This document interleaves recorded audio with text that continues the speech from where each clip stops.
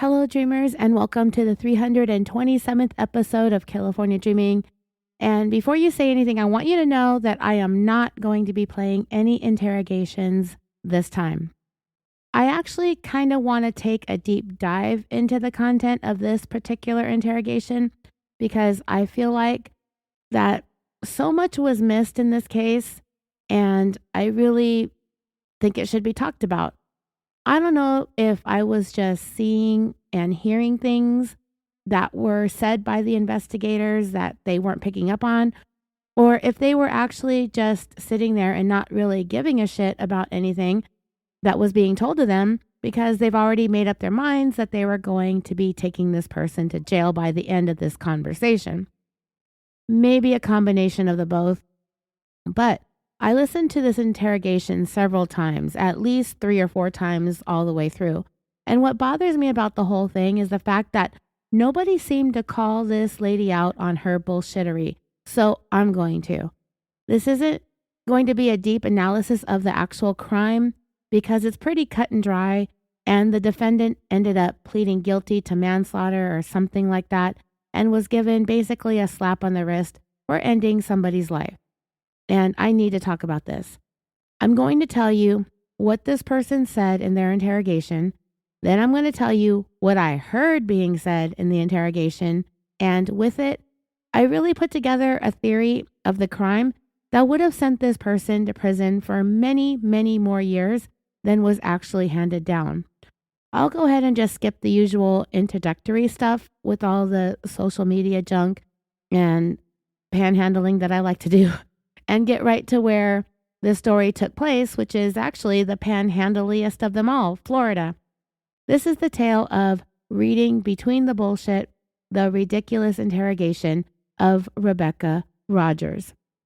Now, also, before I get into it, I want to thank you all so much for your patience. I've had a really great month. It's been amazing at the shop. I'm trying to get through my taxes, and in the middle of all that, I've been sick for 2 weeks. This is actually the best I've sounded for the entire month, so I don't want to wait any longer, so let's just get to it. Let me tell you about this story. I'm going to give you the background of the case first, and then I'm going to start talking some shit on this lady's interrogation. All right, so there isn't very much out there on the internet about this case. It's a little bit older, having happened in 2013. The defendant at the center of the story, Rebecca Rogers, she pleaded no contest, so there was no trial or court documents to get any information from.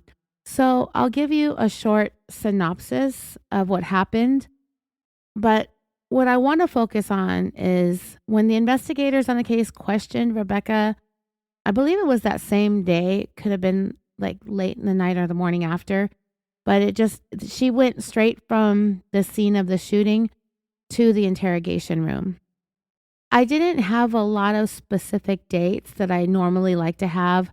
I think that later on throughout, as I wrote this episode, that I did find the actual date that he died in a news article.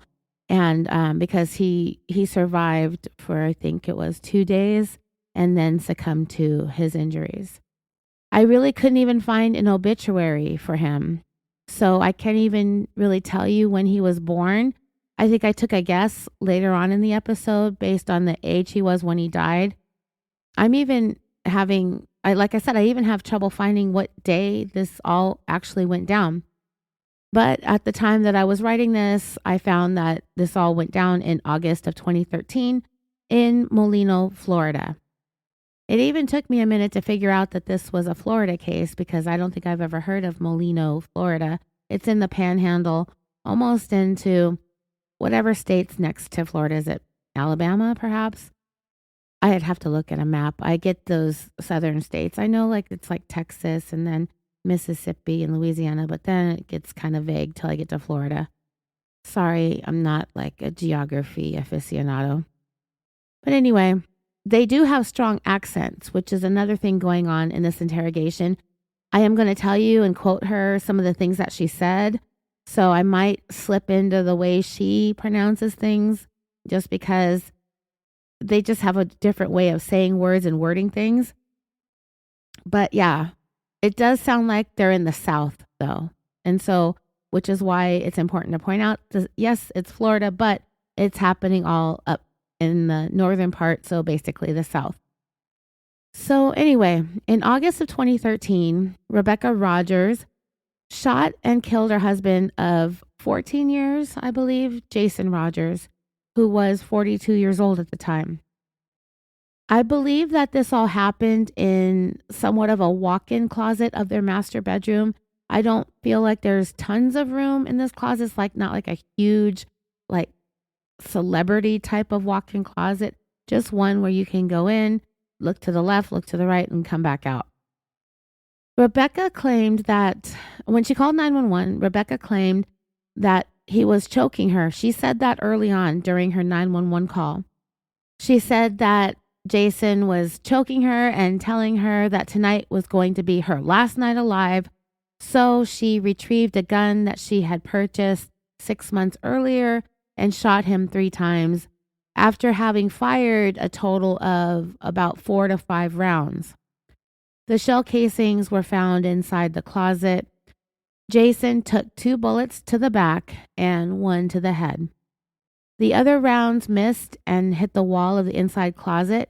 And I did find out later on in my research that Rebecca claimed to have discharged 1 bullet in another bedroom or an office. It was an office/guest bedroom when she was retrieving the gun and trying to allegedly, supposedly claim that she was never shot it and was trying to figure out the safety, the trigger, and how it worked, and that the gun went off in the room. I'll talk about that much more later on. But as I said, Jason took 2 bullets to the back, 1 to the head, and the other rounds missed and hit walls and whatnot. Jason Rogers died 2 days later. So at the time that Rebecca had been brought in for formal questioning down at the sheriff's station, I'm actually not really sure which law enforcement agency at this point had the lead investigation, but at the time that she was questioned, I think it was in the evening or going into the early morning of the same day of the shooting. She didn't go anywhere else. She went from the shooting to the sheriff's station. Jason at that time was still clinging to life. So during the time that she's talking and everything you're going to hear, he's still alive, but he will not survive. The charges at the time that they were speaking to her would be pending due to the outcome. And like I said, unfortunately, Jason did not pull through. When he died, her charges were upgraded, elevated to 2nd-degree murder. As for what happened after that, I don't have all the details, but from what I could gather, Rebecca ultimately was released on bail while her case made its way through the court system. She would eventually enter a plea of no contest to the charge of manslaughter and was given a very lenient sentence of only 2 years in prison and 13 years of probation. She was facing up to 15 years if convicted at trial. So that was pretty much the sweetest of sweetheart deals, considering nobody's really believing her story. Literally nobody. The judge just wasn't feeling as judgy as I'm going to be in my episode here.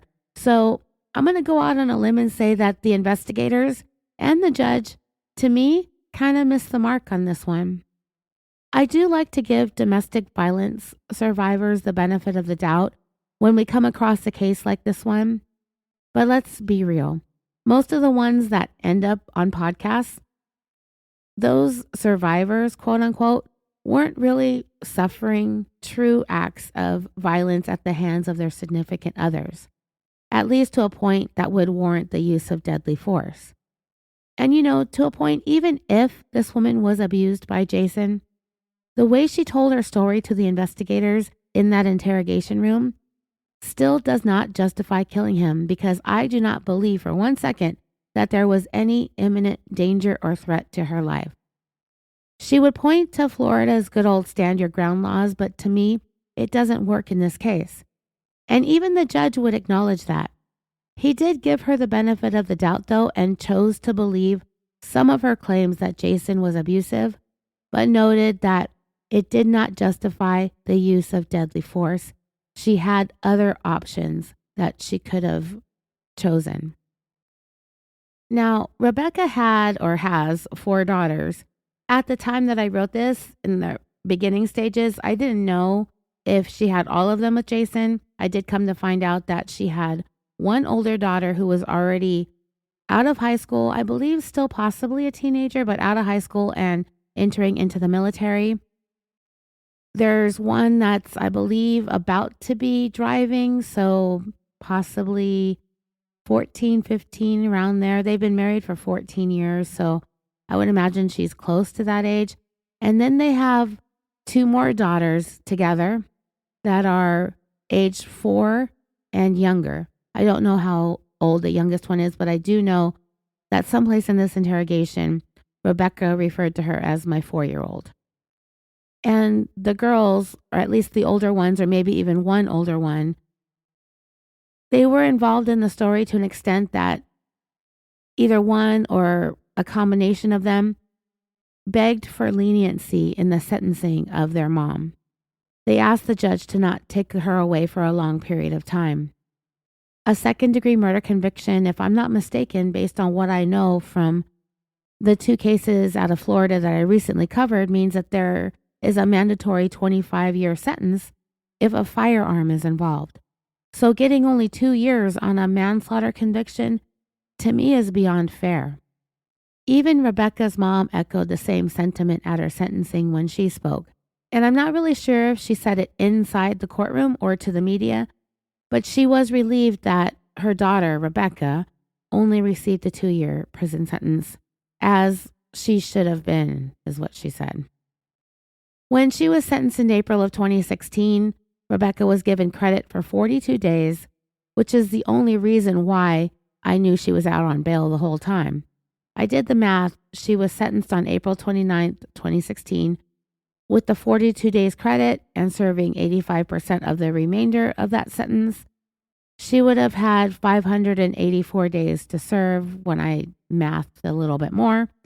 And I figured her release date to be December 4th, 2017. Then we factor in the 13 years of probation, so she will be off probation at the end of 2030.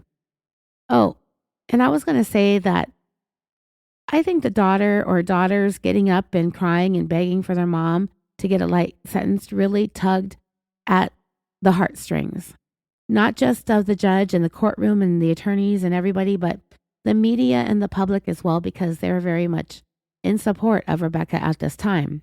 So what I'm going to tell you in this series of episodes is going to be a largely unpopular opinion, but I really don't care.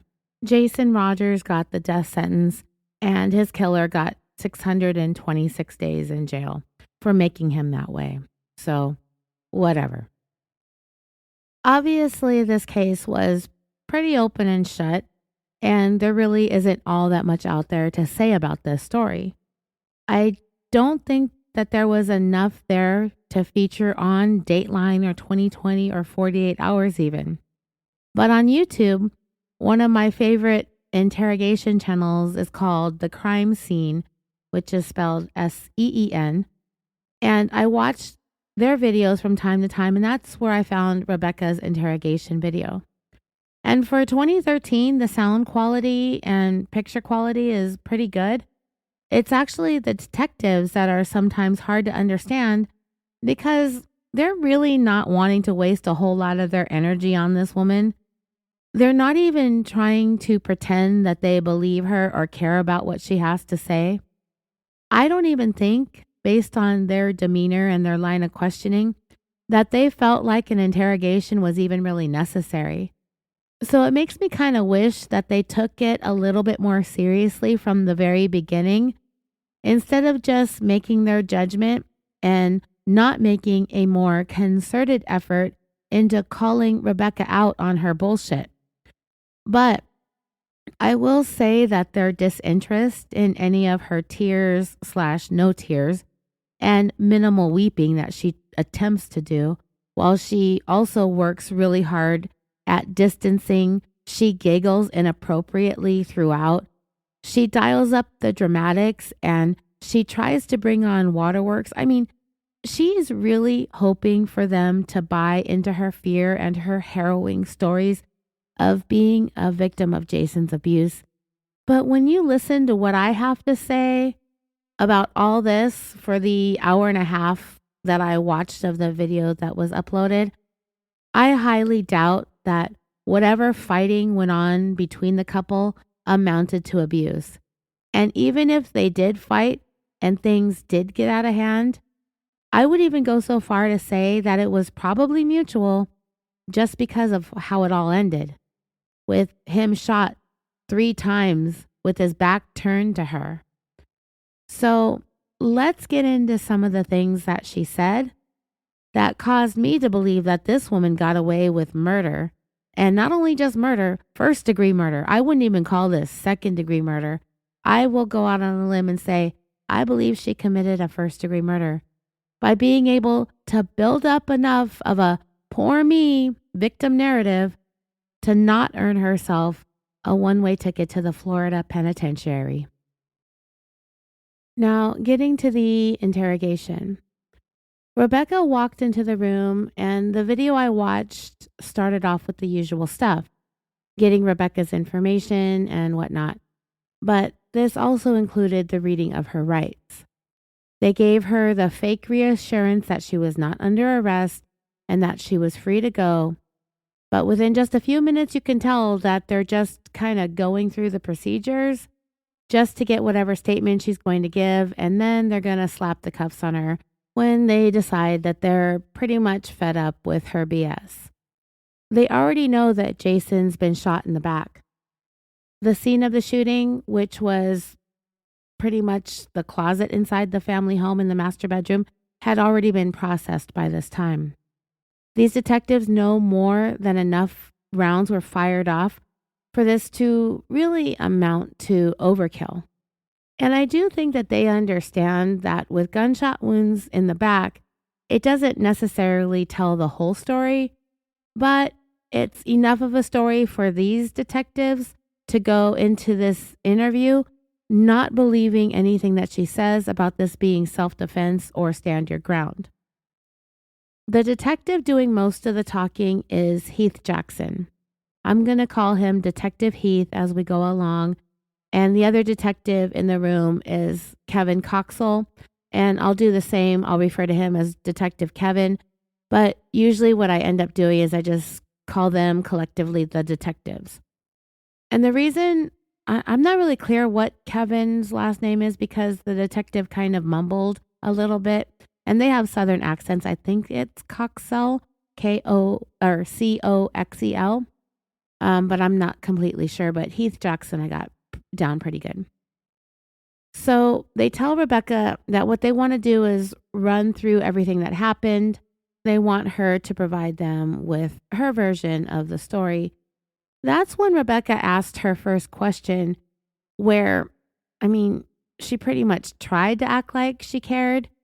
And, well, she's a step ahead of most people in interrogation rooms who often forget to ask this question.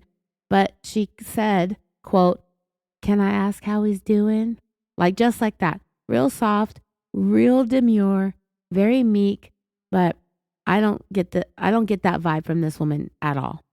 But anyway, "Can I ask how he's doing?" I really, really hate how she said that. It's so dumb. Can she ask? You just did, dummy. You just asked. And you know how I said all calm and quiet?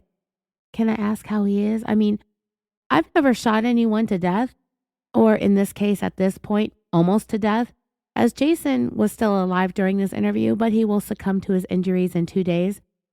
But I've never shot anyone or killed anyone. However, I think I'd be pretty emotional about it. I wouldn't be like, "Oh, can I ask how he's doing?" Even when I do something like step on my dog's foot or something like that and make them scream and cry, I need a moment to calm down. But this lady is so chill, it's almost cringe to watch and listen to. To me, it looks like she's trying to appear and sound relieved to be in the safety of the police department. Little does she know, right, that she's going to be in that police department, or at least their adjacent jail cell, for 42 days. And here we get to this place where I think Rebecca is being overly anxious to tell the police her version of what happened. When Detective Heath told Rebecca that they were there for her to explain to them exactly what happened because they don't know, since she was the only one there who would be able to say. She wasn't the only one there. Some of her kids were there, and that's a huge issue for me, which I'm going to talk about throughout this case, throughout this episode. Throughout this series of episodes. So she wasn't the only one there, but she made sure that she was going to be the only one who would be able to say what happened. Rebecca's reply to that is really something we've seen before at various times during the early stages of a criminal investigation, especially when the person being questioned will ultimately be found guilty as charged when they begin to attempt to avoid being arrested.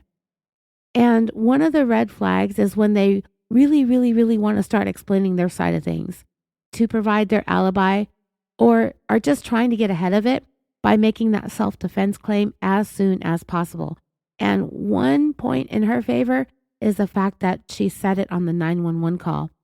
That likely played into this being somewhat believable. It wasn't like something she came up with at the last minute. She told the 911 operator that she was being choked. And that worked well in her favor. A pretty good example of someone being worried about their whereabouts and what they were doing at the time a murder took place, especially inside the family home, is that Utah woman, Corey Richens. That was going on when I first started thinking about writing this case. Talk about one seriously guilty person, and I did not follow that case very much. Frankly, I feel like I've covered a bunch of wives killing husbands for the past couple of years, or there just seems to be several semi-high profile cases lately in the media. I've covered Teresa Stone pretty extensively. Melody Ferris is one that I haven't covered, but I watched a 48 Hours episode on it, I think. I watched some of the trial of Nancy Brophy. And then there's that whole screwed up Adelson clan down there in Florida, where they're picking off suspects, defendants, and eventual convicts, murder convictions, one by one, right? They got the gunman, they got the accomplice, they got the girlfriend, and then they turn to the Adelson family. They got the brother, now they've got the mom, and I'm hearing that pretty soon, before this year is wrapped up, another Adelson is going to be made to face the music. So that's really exciting. I think that when that whole case is done, I might go ahead and talk about it. I might not do episodes, like a multi-part episode on it, because you guys already know the case. I think I can tell that whole convoluted tale in one sitting. In case you aren't familiar with any of those cases that I just covered, I did cover Teresa Stone. She shot her husband some years back. She didn't shoot him. She had her lover, the man she was having a 10-year-long affair with, shoot him. Melody Ferris is the one who had the 4 kids. They were on like their farm. I can't remember what state that took place in, but her husband, she ended up being convicted of shooting him. I believe it was in the back, and then somehow getting his body into the fire pit on the property. And then she testified. Did she testify in her own defense? No, I don't think she did. She testified at her sentencing, and she used that opportunity to place the blame and responsibility of her husband's shooting on her own son. Nancy Brophy, she's that one who wrote the book, How to Kill Your Husband and Get Away with It, something like that. Her husband was the culinary chef up in the Pacific Northwest. And then, the Adelsons, that was Dan Markel. Wendy Adelson was his wife. They got divorced. It was a very acrimonious divorce. She wanted to bring the kids down to live with her in the southern part of Florida, but they had set down roots when they were married and started their family up in the northern part. I think Tallahassee, perhaps. I don't know all the details of these stories. I'm sorry. There's just too many of them, and I start to get them all mixed up. But anyway, those are those cases that I mentioned and referenced just now in case you didn't know. And Corey Richins, she was the one that just went on trial in Utah. She's another book writer who wrote a children's book for her sons about grieving the loss of their dad. And she was ultimately convicted of murdering her husband for financial gain by way of a fentanyl overdose. And, that Corey Richins, her conviction just recently happened. She was the one whose 911 call got played during the trial. And I don't know if any of you all heard that 911 call beforehand or heard it during the trial. And when she was asked what happened in her call, she made sure to let it be known that she was in her son's room because he was having nightmares. And so she went in there and fell asleep. And when she woke back up and went back into her bedroom, she found her husband unresponsive and his lips had turned blue or purple and he was cold to the touch. And instead of getting on 911 and asking for an ambulance and instructions on how to administer CPR, she started off with her story. Well, I was in my son's room and I fell asleep. I mean, it's the establishment of the alibi. And it's so obvious. And there was that other lady too, Rebecca Fenton. They didn't have kids. She was married to, this was like a second marriage or something for everybody. She did an interview with Piers Morgan. I think whatever his show was, Women Who Kill, something like that. And she has that red, really super red curly hair. Oh, Killer Women with Piers Morgan. She told her 911 dispatcher at least once or twice, maybe more than that she was in the gym and she had her earbuds in when someone came in and shot her husband. Again, putting her alibi on record with 911. So you know what I mean. And that's what this Rebecca in our story today is going to do with the first few minutes of speaking with these detectives. At least she's very, very anxious to tell them her side of the story. And after she says, "Can I ask how he's doing?" And the very next thing she inquires about is telling her story, why she's not being asked what happened. When the detectives told her that they were there to get the story straight, she said, quote, "I asked them why I haven't been asked what happened or why hasn't anybody asked me to walk them through it?" The detective told her that they would rather do it there, away from the house, because they don't want her sitting there, looking around the house. Just sometimes it's better to get somebody to leave from the house so they're not kind of stuck in that environment. It's better to remove you from it, gives you a chance to clear your head. So Rebecca here is making these officers explain their job and why they do the things that they do, rather than try to get the story from her, which she obviously thought she had ready to go back at the scene, apparently. She had a story ready to go.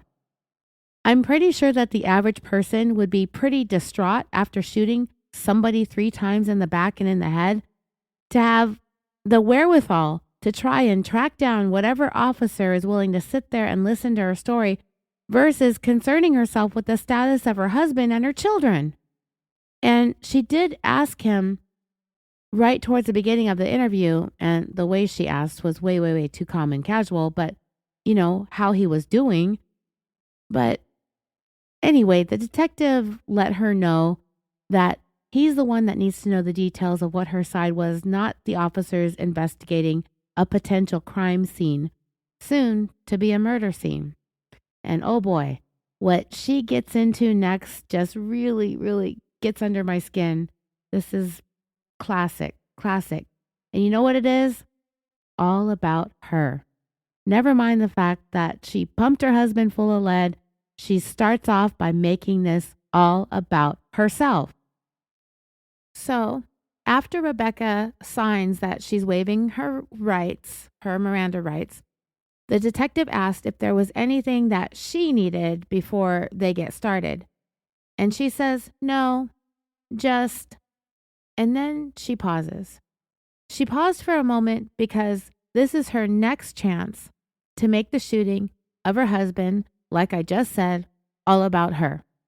And she's not going to ask for water or anything to eat or to go to the bathroom.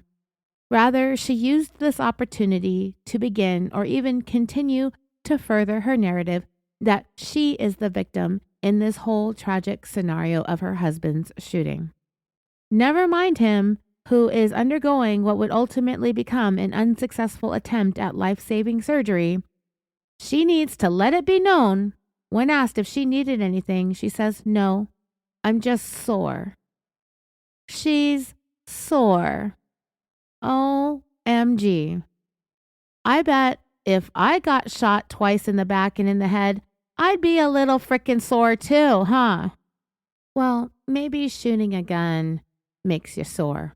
But no, she's insinuating and she motions to her neck that she's sore because she got choked out so bad that she's sore now. Just got to make sure she revisits that any opportunity that she has so that she can make sure that it's solid and cemented in these detectives' minds that she's the victim here. Rebecca said it with such a flat, emotionless, monotone manner. Just sore. I mean, well, think about it, dreamers. Imagine you've just been in a life and death situation with your intimate partner. He or she put their hands around your neck and squeezed so hard that you couldn't breathe, and you're feeling yourself and your body grow less and less able to fight back. And the only way that you could see the scenario coming to an end is if either you, 1, die, or 2, you're able to neutralize the threat. And the best, most effective way you have is the immediate access to the gun that you miraculously happened to purchase 6 months earlier. I mean, really, picture this all in your mind, okay? The scenario is going to play out maybe a little bit differently for men and women. I don't think that there are very many cases where the average able-bodied woman was really able to completely manually strangle the average able-bodied man to death. It's pretty difficult to kill another person in that manner to begin with, man or woman.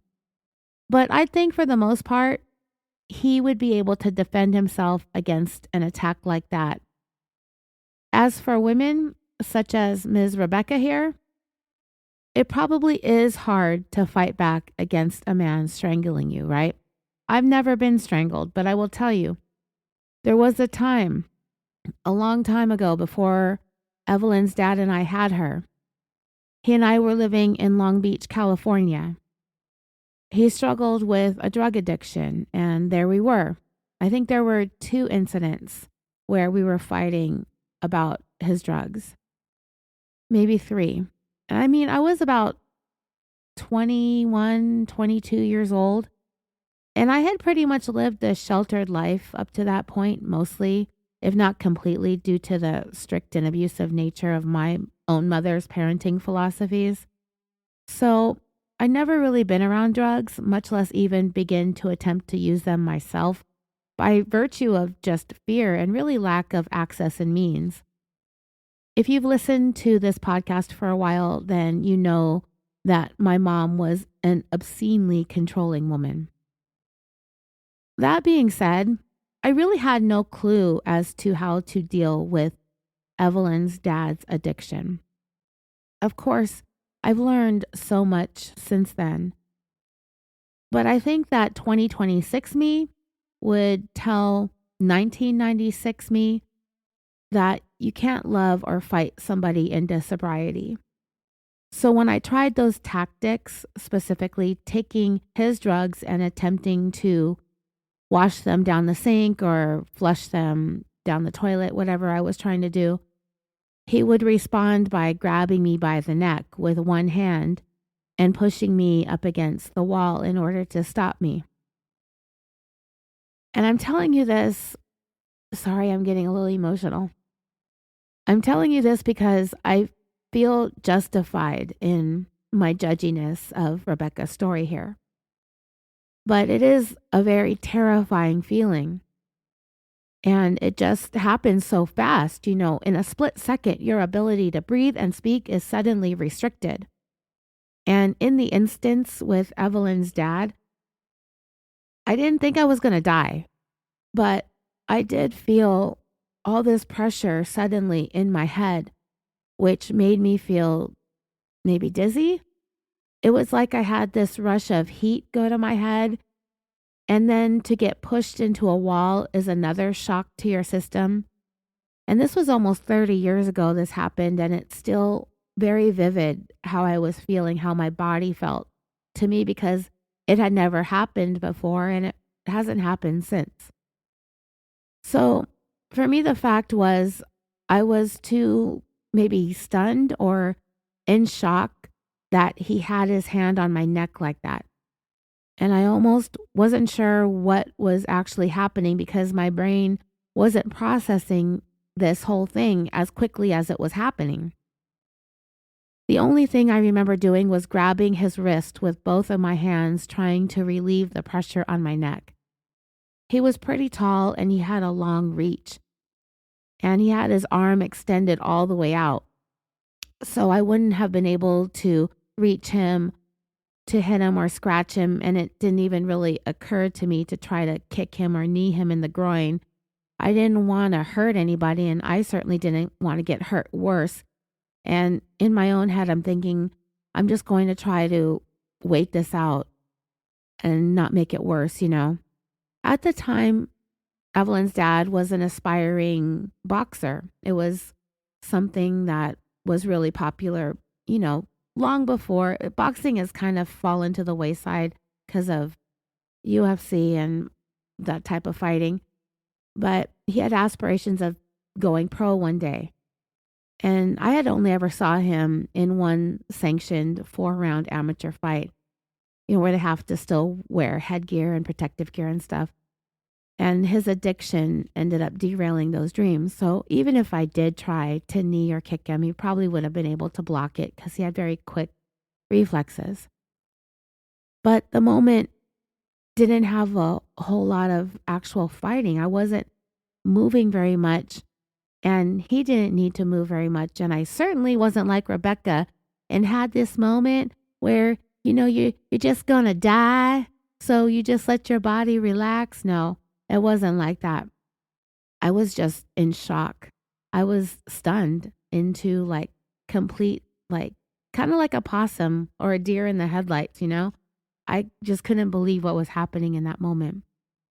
And it did end just about as quickly as it started because I don't want to make excuses for Evelyn's dad, but I trusted him that he wouldn't do anything to end my life, I guess, if that's the standard to be held to. I didn't think he was going to kill me, but maybe he saw the look on my face that I was so afraid, or if I looked like I was about to pass out. But whatever the case was, he let go pretty quickly. Was I sore? I don't know. Maybe a little. I was more disoriented and dizzy from the lack of oxygen. I didn't fall to the ground.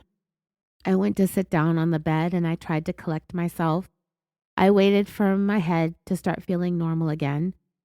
I can't remember if I was crying, but I remember thinking, did that just happen? I was in so much shock. It was really stunning what happened. And just like many of those, and probably maybe some of you who are listening have had an incident like this happen with an intimate partner, or maybe it was someone you were having a fight with that wasn't necessarily your intimate partner. It was violent. And at the same time, when he was done, he was apologetic. He sat next to me. He tried to comfort me. He said he was sorry, but still making me feel like I was in the wrong for provoking him. I mean, that sounds really familiar, right? In the end, we didn't fight about his drugs anymore. I wasn't going to allow that to happen again. And his addiction raged on for many years after that. And you know what they say about addiction? You either end up in jail or dead. For him, it was in jail and deportation. By then, Evelyn was 7 or 8 years old when he went to prison, and when he was released, he was deported to Mexico, and that was more than 10 years ago. From that incident, I recovered pretty quickly. He didn't do any physical damage to me. I wish I could remember whether or not I was sore, as Rebecca here is describing. However, she's going to say that she was sore 2 or 3 more times in the hour-and-a-half long video that I watched of her interrogation. It's been edited down, but it does appear to contain most, if not all, of her interview. I don't remember that being my primary concern or issue when that happened with Evelyn's dad. And while there is the fact that this incident with Rebecca happened in 2013 when she was 42 years old. When all that happened to me, I was 21 or 22, so I was half her age. So our bodies are going to be affected differently. And Rebecca here is making the claim that Jason choked her, and she made it seem like it went on for a prolonged period of time. She said it wasn't just a short time. He choked me for a long time, and she's going to say that in this interview, to a point where she said that she just relaxed. She says that. That was one of her exact words. He's choking her, and she went into relaxation mode. We're going to talk about that more when we get to the other points in the interview where she describes being sore. But that's the only word she used to describe what might be wrong with her following this life and death physical fight with Jason, who was much bigger and taller than Rebecca. As was the same for Evelyn's dad. He was much bigger and taller than I was. Well, I mean, bigger and stronger and taller, I should say, because I've always been a little on the chunky side. But anyway, that's another story. We weren't like pound for pound, like we're going to square off and I was going to have a fighting chance is all I'm saying. So Rebecca does have a tiny injury on her hand that she's not really bringing up at all in this interview. I think the detectives were the first one to bring it up. They saw it and they'll mention it. And I don't want to get too ahead of myself here just yet, but they have a theory as to where that small injury on her hand came from, because they'll say that they've seen injuries like that before. Rebecca wasn't the one to bring up the injury first because I believe she does know where it came from. But because she's going to work very hard at distancing herself from Jason's shooting, that she wants that injury to go unnoticed and ignored because she doesn't want to talk about it. And if you haven't already guessed, it has to do with firing a gun and the ways in which possibly an inexperienced gun handler might injure themselves in the process. The detectives interviewing Rebecca do confront her with their theory, but she will start to become heightened emotionally when she denies their theory. Rebecca is so ridiculous and obvious to me, but these officers didn't seem to go into this interview looking to read between the lines in order to analyze the things that she's saying and how she's saying them. I think that they've already decided that she is going to jail for something related to Jason's shooting, but he survived 2 days, and when that happens, they'll wait and see if he pulls through or not, which he did not. And I assume that they figured that the scene of the shooting would tell the story, namely the gunshot wounds in the back and the placement of the shell casings, and that these investigators don't need to trouble themselves with all of these details that will turn out to be a mistake. And I really think that they needed to catch more of what Rebecca was saying and to call her out on all of her lies and her misleading statements in the moment that they were happening. But they didn't. I think that they were just going to rely on the evidence to speak for them. One of my favorite parts of this whole interview is how neither detective acknowledged, reacted, or cared about Rebecca being choked or her complaints about being sore. They don't react, they don't respond. All they did was ask her if she needed anything else before they got started, and she says, "No, just sore." Detective Heath paused for exactly 5 seconds after she said that, and his only reply was, All right, your name's Rebecca Ann Rogers. Didn't even ask her if she needed to go to the hospital. He didn't inquire further about what was sore, how bad it was. I mean, they didn't care. They totally blew right past it to ask her what her name was, her date of birth, and her physical description of herself. And she's perfectly content to move on to that stuff because the suspects in these cases, we know that they always want to talk about as many details of irrelevant stuff. And her hair color, her eye color, and all that bullshit, she's more than happy to talk at length about. But when it comes to the actual shooting, I don't remember. I don't know. I can't recall. All I know is, and so it's just nonsense. So at this point, Rebecca is speaking very softly, kind of like a wilting flower, but her true voice and volume will come through, and it's very loud and annoying, and she's got this southern twang. And I'm sorry, I don't mean to make fun of it, but you know how sometimes when you're just listening to something for so long and repetitively, you kind of just slip into that? Well, that's kind of what happens because I kind of feel like the way she says things, it just hits differently versus the way I say them with my own California accent. You know what I mean? But anyway, it's by no means making fun of Southern accents. I actually love every accent from every part of the United States. They're all interesting and unique to me. And I pick up on accents very quickly when I hear them. I don't always know where they're from, but I love the various American accents across this country so much. All of them. I don't want to make fun of them and I don't intend to. So I apologize if it's coming across like that. But anyway, she does these things with the way she says things. And I think some points to try to get some of the parts of her story to sound more dramatic. When she assigns all of the aggressive and violent instances to Jason, she goes into this forlorn sounding speak that has this really prominent vocal fry. And it seems to just add to the dramatics. You know what I mean? Oh, the vocal fry is strong with me today because I'm still raspy from being sick. And I'm sorry, I started recording this yesterday. It was Monday. It's Tuesday today. I'm really trying to get this done because I have to go to California on some business on Friday. So I really want this part of the episode to be out.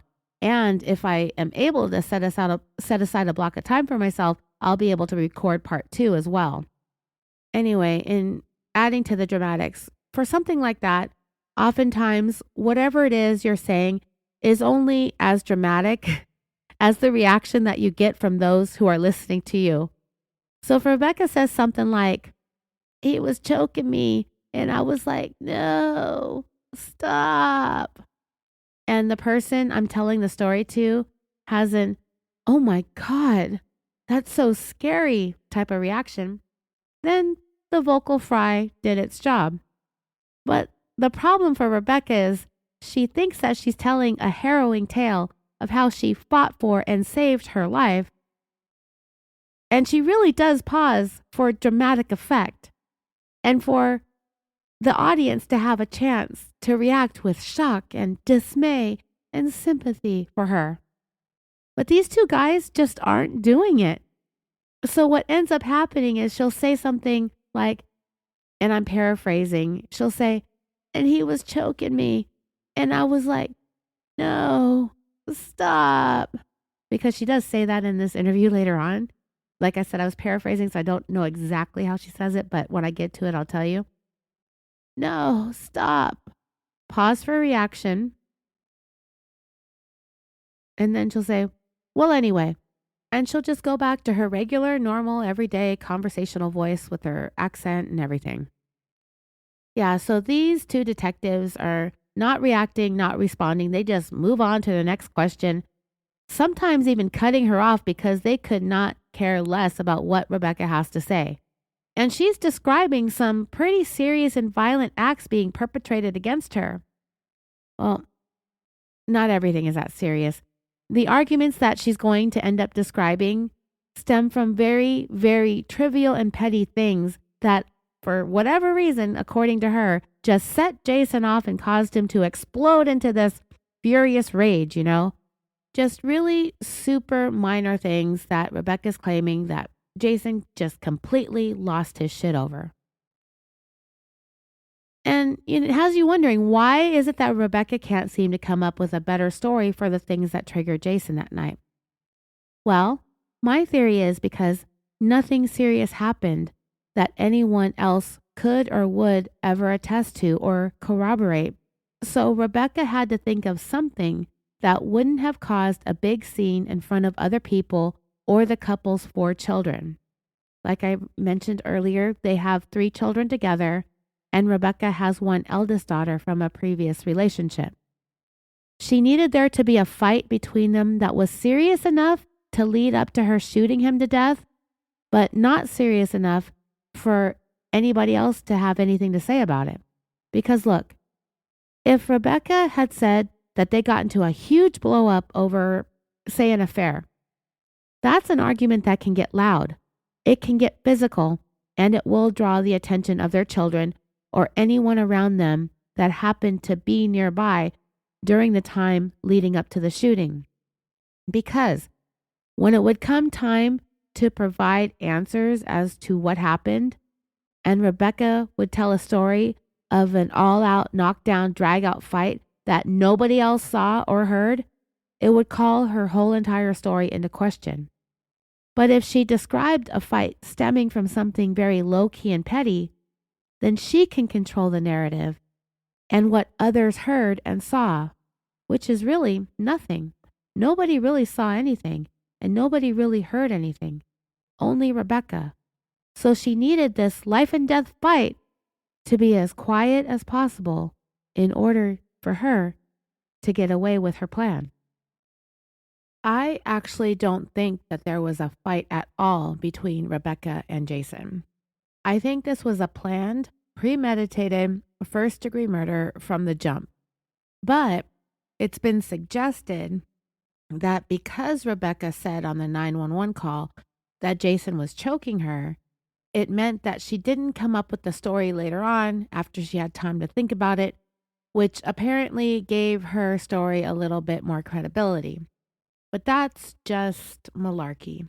To me, there seem to be a lot of indicators that show more so that whatever level of arguing that there was going on between the couple, including incidents of domestic violence, that it was mutual. This woman was no pushover, and to me, she managed to get the last word with 2 bullets in the back and 1 in the head. Also, this broad is going to admit to some stuff that will have the detectives doing a double take. Like, did she just say what I think she said?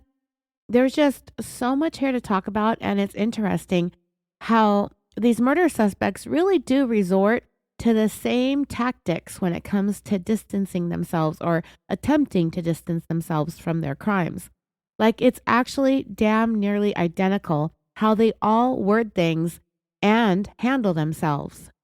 So after completely dismissing the fact that Rebecca's sore from allegedly being choked and getting through her information about her physical description, well, let me say this.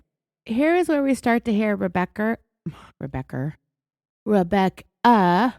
offer completely and totally unnecessary excessive details about, you guessed it, herself.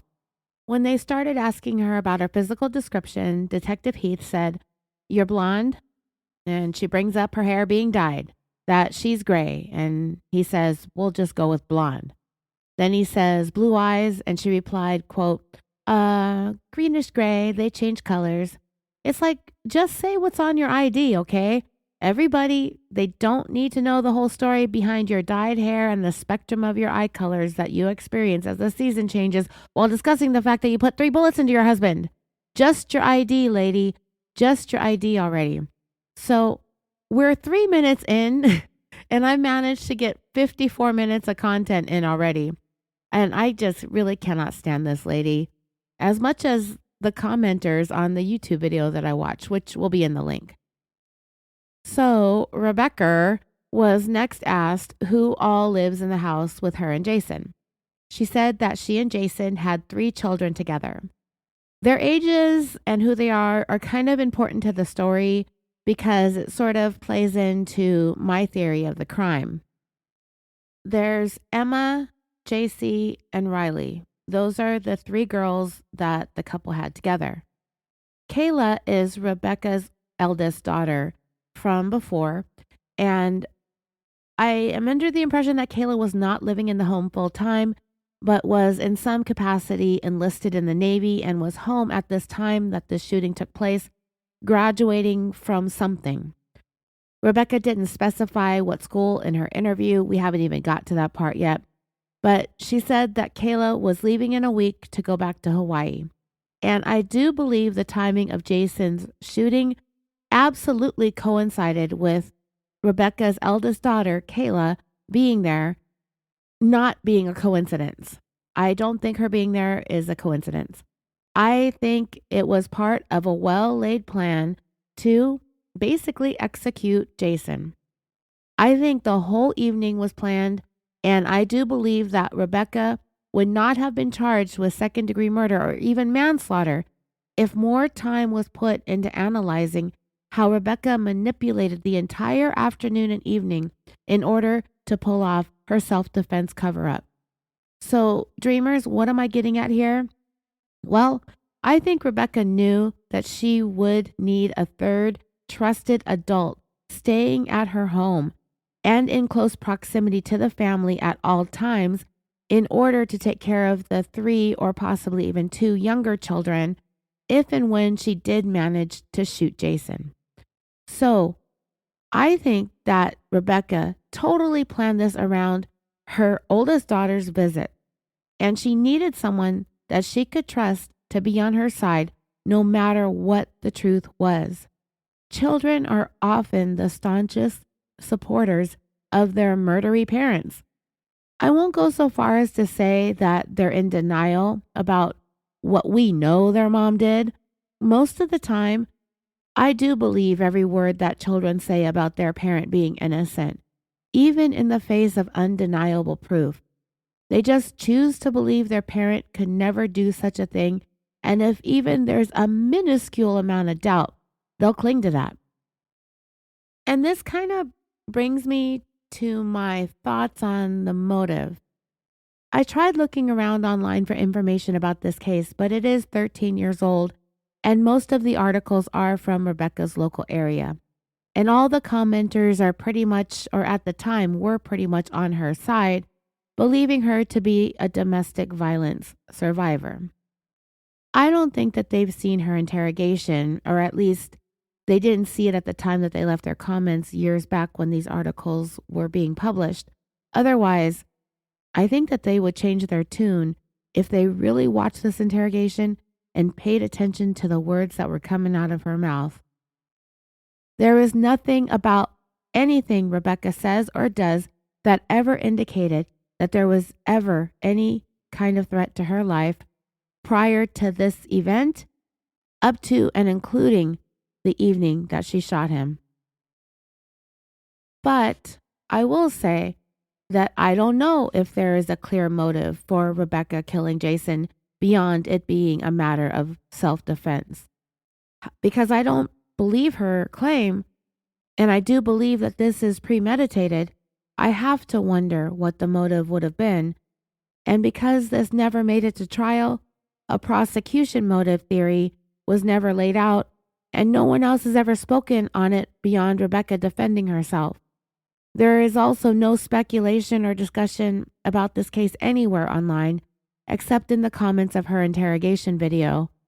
And that's kind of the interesting thing. Those who read the news articles in the local area there in the panhandle of Florida, back when those articles were published following the shooting of Jason Rogers, they take her story of self-defense at face value. But those who have actually sat down some years later and watched her interrogation video, where both of the content creators that I found who uploaded the video had done so only within the last year. The one I watched in order to put together this analysis of her interview was uploaded by The Crime Scene, which is a YouTube channel, and that was only 5 months ago. That being said, I honestly have no clue what the motive could have been, but we can lay out some of the usual motives that there are when wives murder their husbands and try to get away with it, such as an affair or some financial mishandling that leads to an attempt at collecting on one or more life insurance policies. And that is usually tied into some hidden financial misdeeds that the offending partner doesn't want the other to find out about. There's also divorce and custody over children that leads to husbands and wives choosing murder over having to deal with the hassle of a breakup, splitting assets, and sharing children, If any of that was going on here with Rebecca, whether she was having an affair or if she felt like Jason was worth more to her dead than alive, or if they were headed to divorce and she didn't want to go through with that, she didn't want to lose her home or potentially custody of her children, then those things could very well have driven her to decide that killing Jason was her best option. If there was any indication aside from her claims of self-defense, she did mention that there had been a fight or an argument prior to this, and I believe where Jason had brought up divorce and she said that she was so scared of that. So that could have been what drove Rebecca to shoot Jason, fear of what life would look like if he did divorce her. As far as an affair on either one of their parts, I don't know any information about that. It is possible that Jason was having an affair, but she never said it and it never turned up in the information, and with the guilty plea, we would never know. And before I get back to the video, I wanted to talk a little bit about whether or not we truly feel if Rebecca was and is a survivor of domestic violence. I formed an opinion on that based largely on Rebecca's dicey answers, her overly specific answers to unimportant details, yet lots of memory losses when it comes to the most important stuff surrounding the shooting of Jason. Whether or not she actually shot him, how many times she shot him, and what Jason said and did when he was shot. She got so vague, and I don't think it's because of all this trauma that it's caused her to block out all the stuff and that she can't remember, but rather, I think both Jason and Rebecca were saying and doing things that don't line up with her self-defense story, that she actually can't say what was said, or what she did, or what Jason did, because the truth would most likely implicate her. But she hasn't had the time or the ability to come up with anything plausible that might even sound remotely believable. Remember, Rebecca shot Jason in the head, and he didn't die immediately. But she needed to continue to justify her actions and her claims of self-defense and the fact that she shot him in the back. She needed to explain how all of that amounted to self-defense. So she needed Jason to continue being a threat, despite being mortally wounded. Her story called for Jason continuing to cause her a tremendous amount of fear that he was going to kill her. And you'll find that Rebecca will never, ever let go of the threat that she claimed Jason was to her life. Even shooting him in the back, she still needed to make him out to be the deadly threat. Even though she shot him in the head, she still needed him to be the deadly threat. So she will describe him as hollering and moving his arms.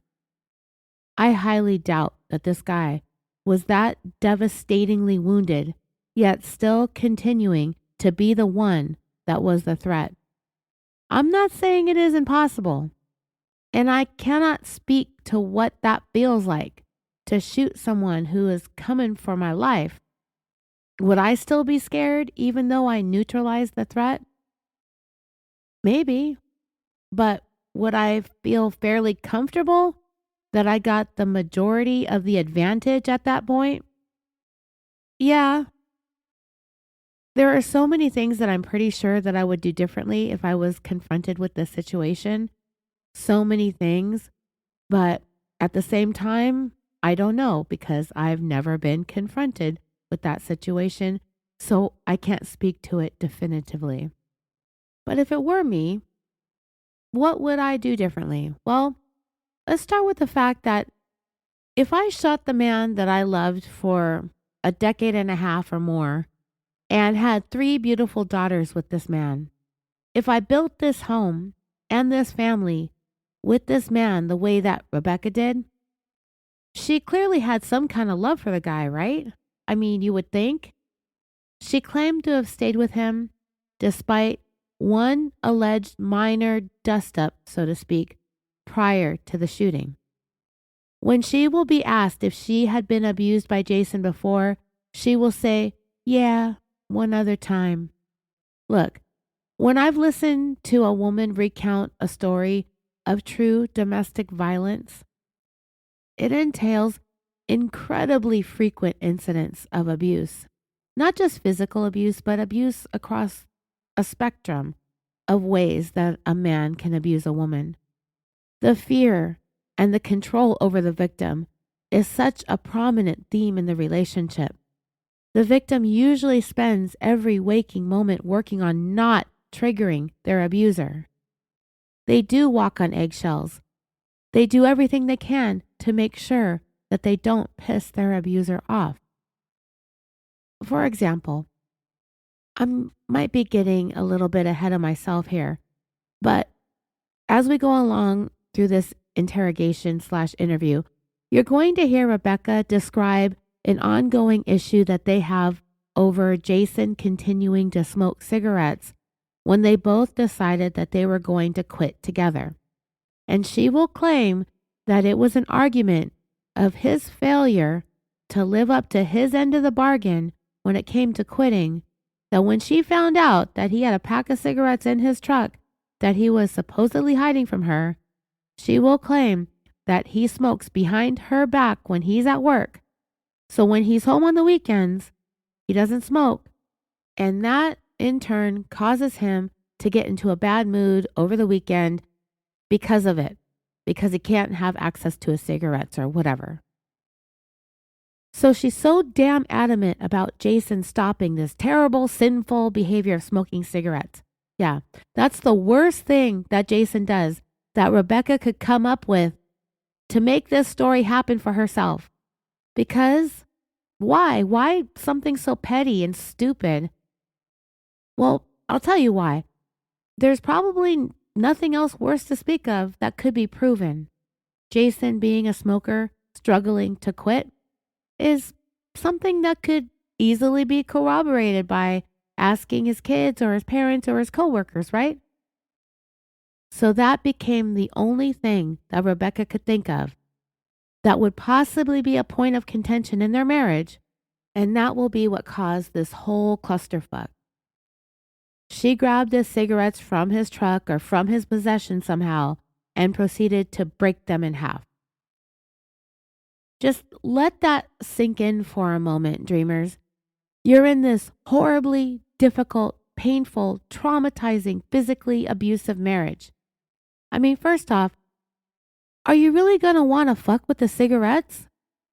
And secondly, don't you think that you're actually going to want your abuser to do whatever they need to do to calm down, settle their nerves, or to mellow out their mood, to help with stress or anxiety? If smoking nicotine helps in some way, shape, or form for her abuser to be less of a threat, to be less likely to have a blow up, and smoking cigarettes in a moment of heightened stress or emotion would help, don't you think an abuse victim wouldn't be so hyper concerned about whether or not the man who's beating and choking her so much that she lives in fear and walks on eggshells is actually smoking? Wouldn't that be the least of her problems? And on top of that, wouldn't that kind of sort of be one of her solutions? I told you about my daughter's dad's addiction. It was crack cocaine, by the way. So it was pretty bad. I didn't want him doing any drugs at all. I didn't want him getting in trouble. I didn't want him wasting money because we didn't have a lot. We were struggling. And eventually I got pregnant. So I really didn't want anything of the sort around me or around the baby that we were going to have. And at the time, and for so many years to come, marijuana was illegal. So for me, being really naive about drugs, I didn't want it around me either. Whether it was crack or just weed, at the time, it wasn't just weed, you know? If it were up to me, we would just leave all that stuff alone. But it's way different now. The attitude about it towards weed is like it's more accepted like today socially.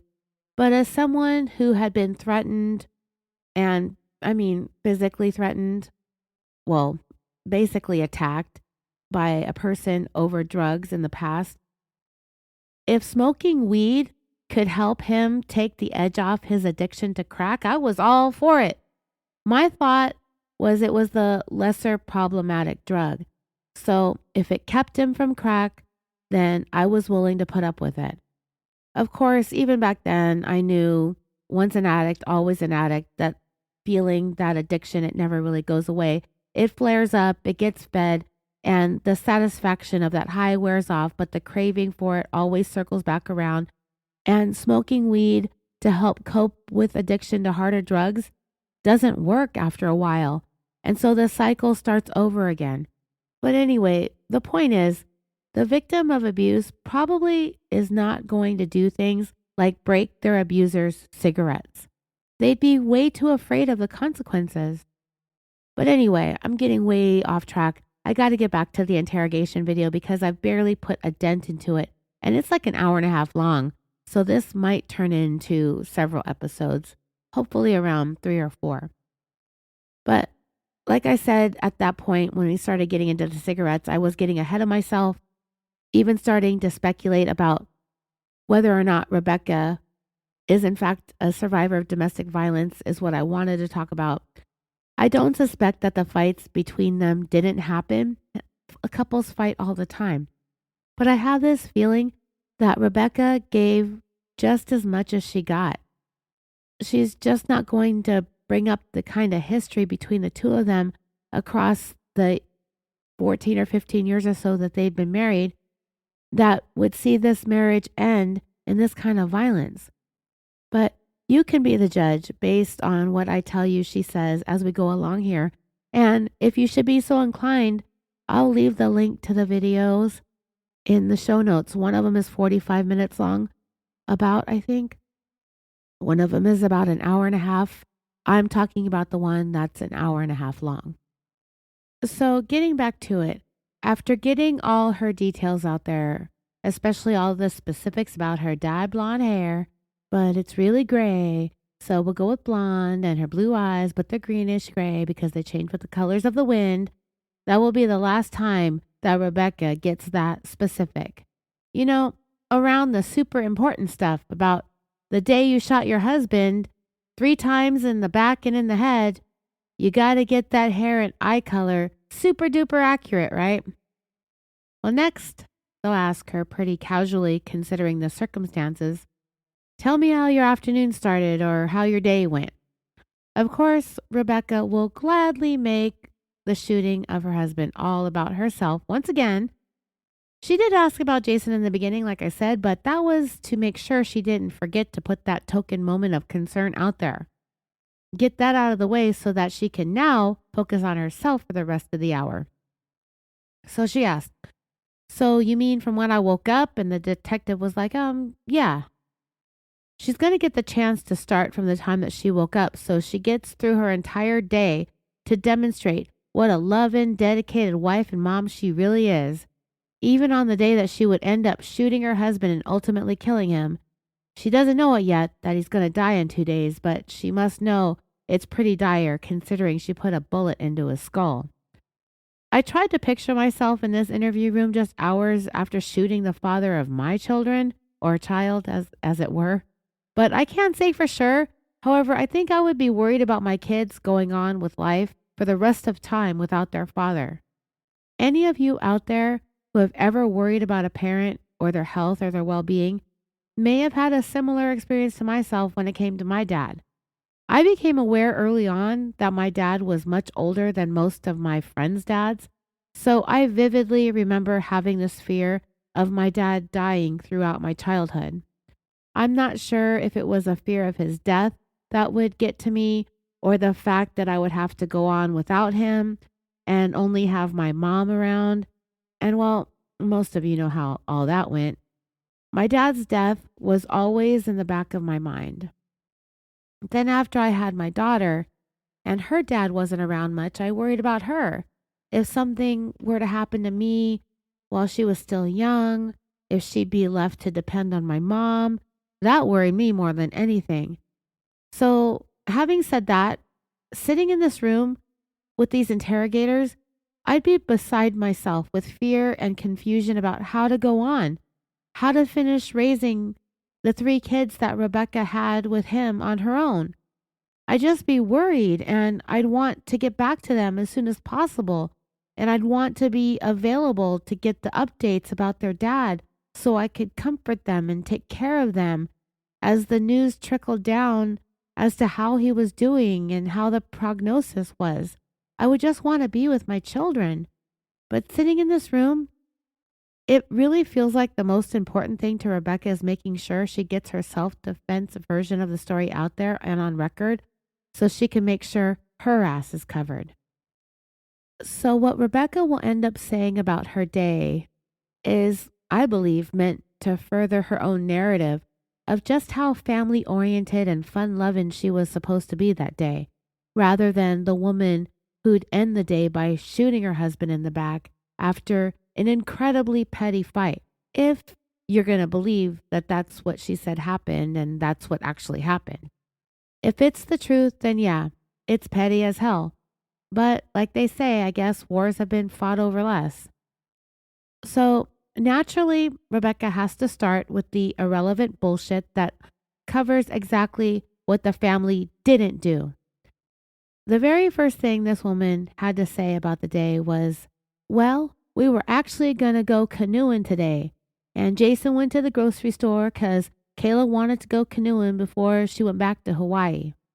That's her daughter that was going into the military, as a reminder.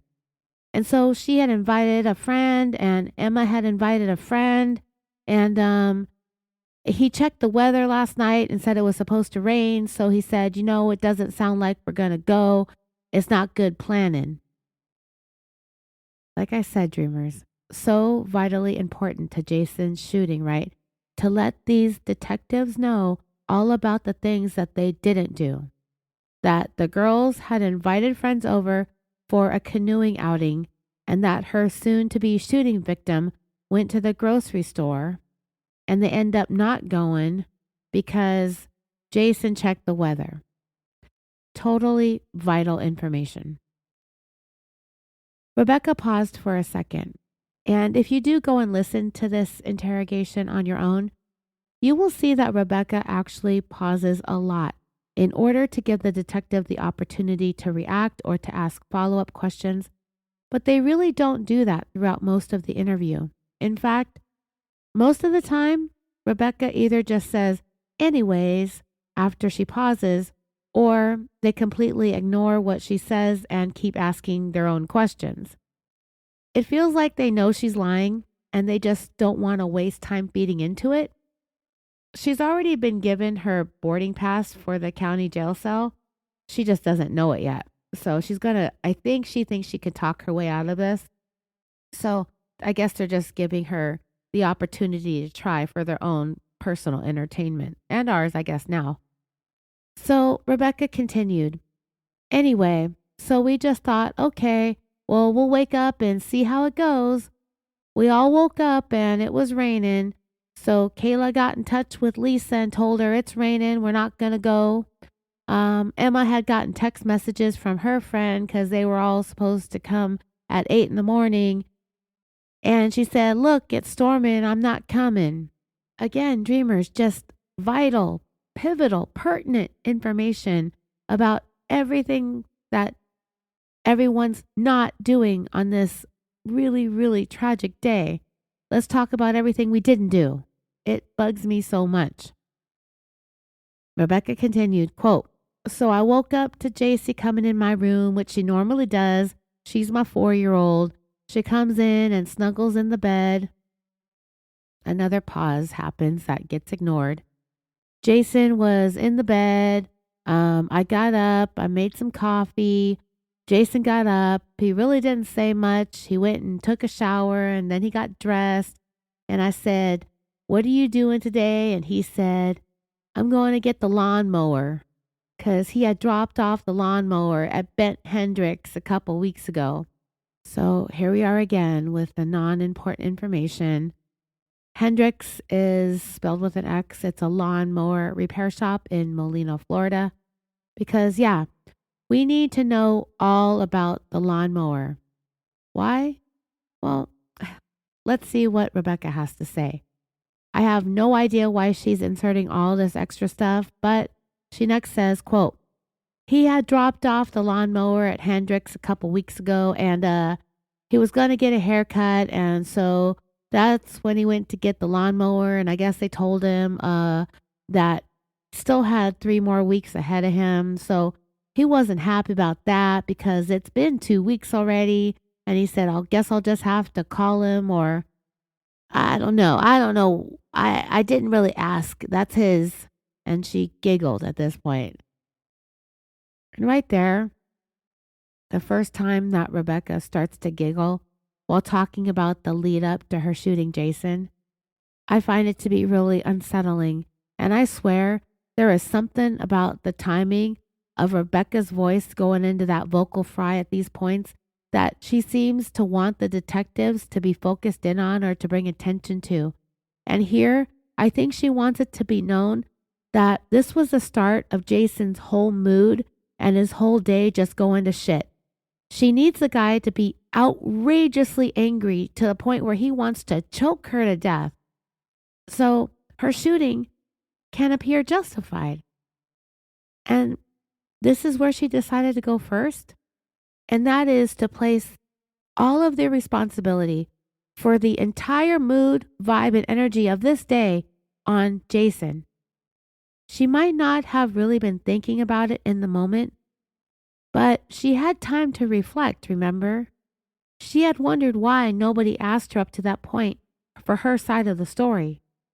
So she has definitely had time to come up with something.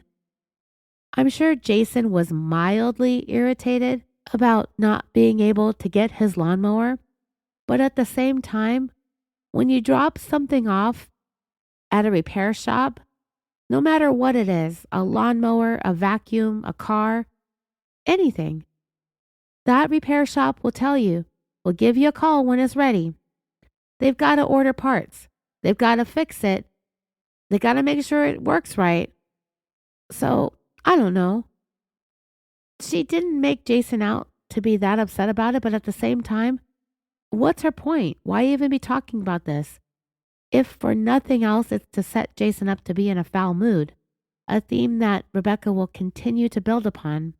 It's just the giggling that gets to me.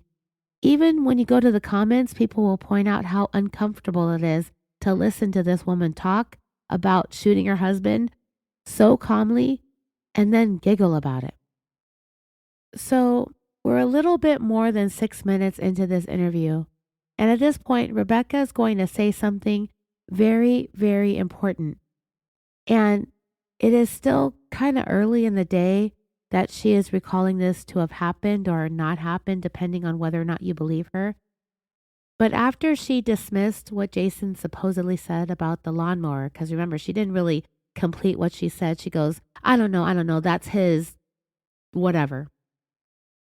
Remember, this woman's got a steel trap for memory of that morning, and she will continue to do so throughout. She has details on stuff that have nothing to do with the shooting or Jason. But when it comes to quoting Jason, she will have very little to say about what he ever said at various points in the day, what was said during the fights, and what was said leading up to the shooting, and even things that she says that he was saying after he was shot. She seems like she's about to get into describing what he said and did, but then she's going to brush it off. and she will trail off into that vocal fry. She'll become dismissive, saying like, I don't know, that's his, and then trail off and then giggle, giggle, ha ha. And then she paused.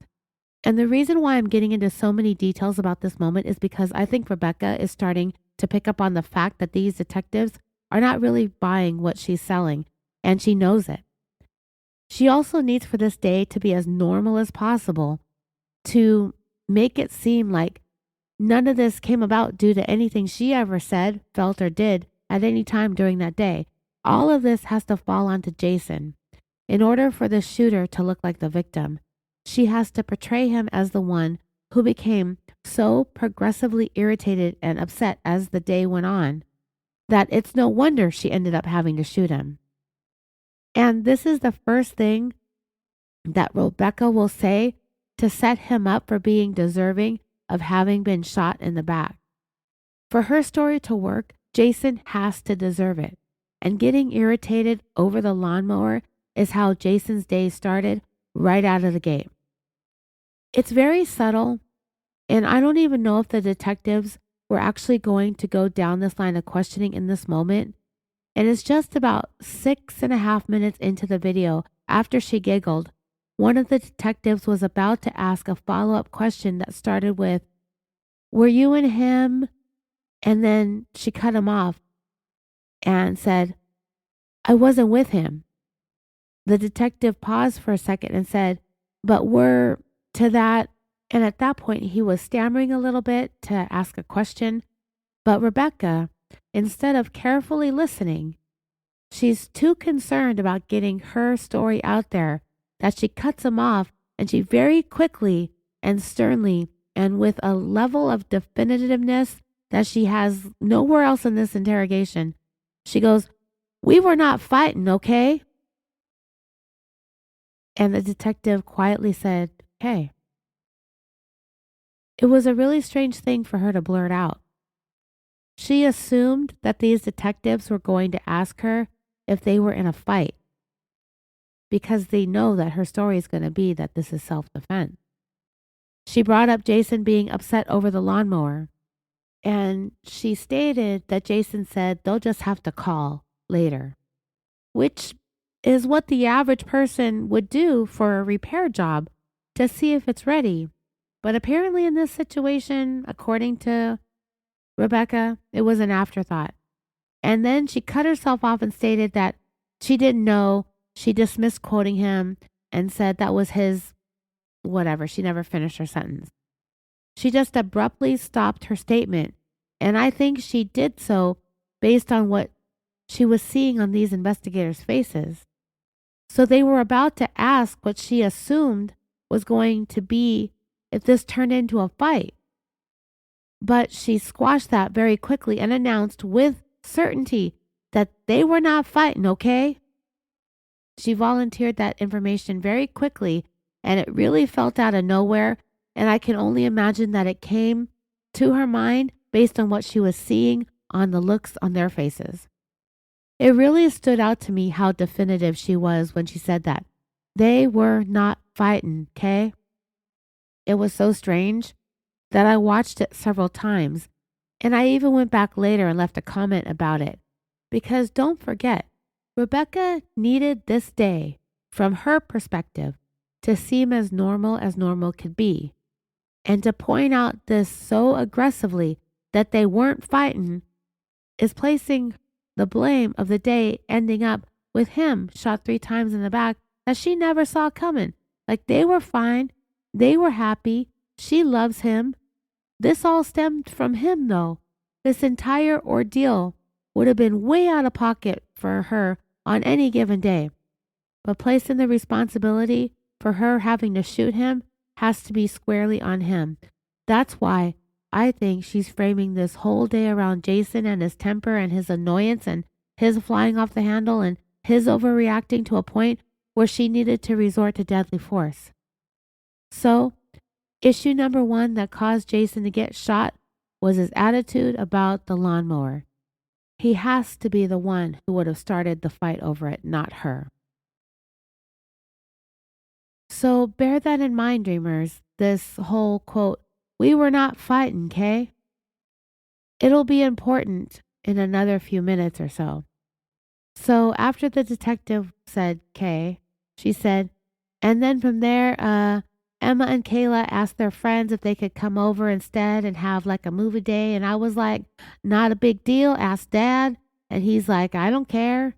So, Dreamers, she's keeping up with the unimportant, trivial, nonsensical, BSy stuff that she's spewing. And she continues on with this mundane, irrelevant stuff. Quote, so they actually picked up some and they were out there and Kayla had gotten some movies and stuff. So Lisa showed up and she brought a chicken biscuit and it was like 9:30, 10 in the morning. Like why, right? Why is this woman talking about the chicken biscuit her daughter's friend showed up with? Why? Clearly, this broad is filling space and buying time before getting to the point. Why is Jason in surgery as they speak, fighting for his life after she put 3 bullets into him? How was the chicken biscuit even a part of this conversation? Somebody, please make this make sense. But Rebecca carried on with her story. And then we call her Macmillan. She's Emma's friend. She showed up, so they watched the movie.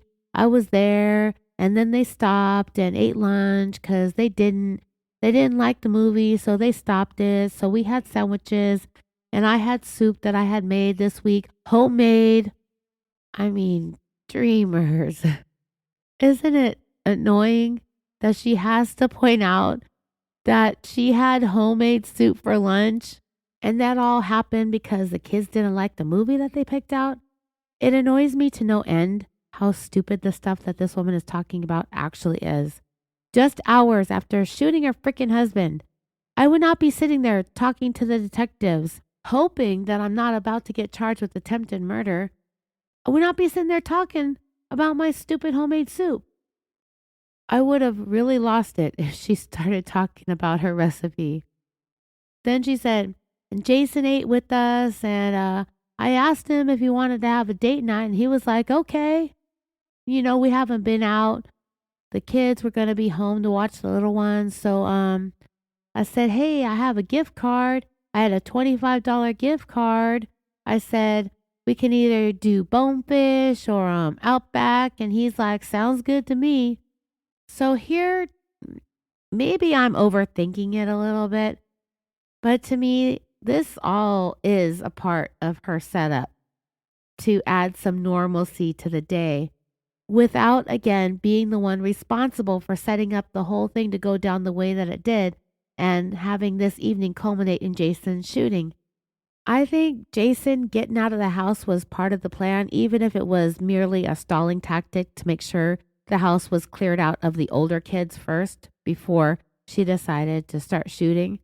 She needed to clear the way for things between herself and Jason to escalate to a point that it became deadly. And I don't think she wanted that to happen in front of her kids. Well, at least the 2 older ones. And to be honest, I don't think that there was all that much going on between Rebecca and Jason to begin with, other than what might have motivated her to do what she did. It's all going to sound like normal, average, everyday marriage stuff.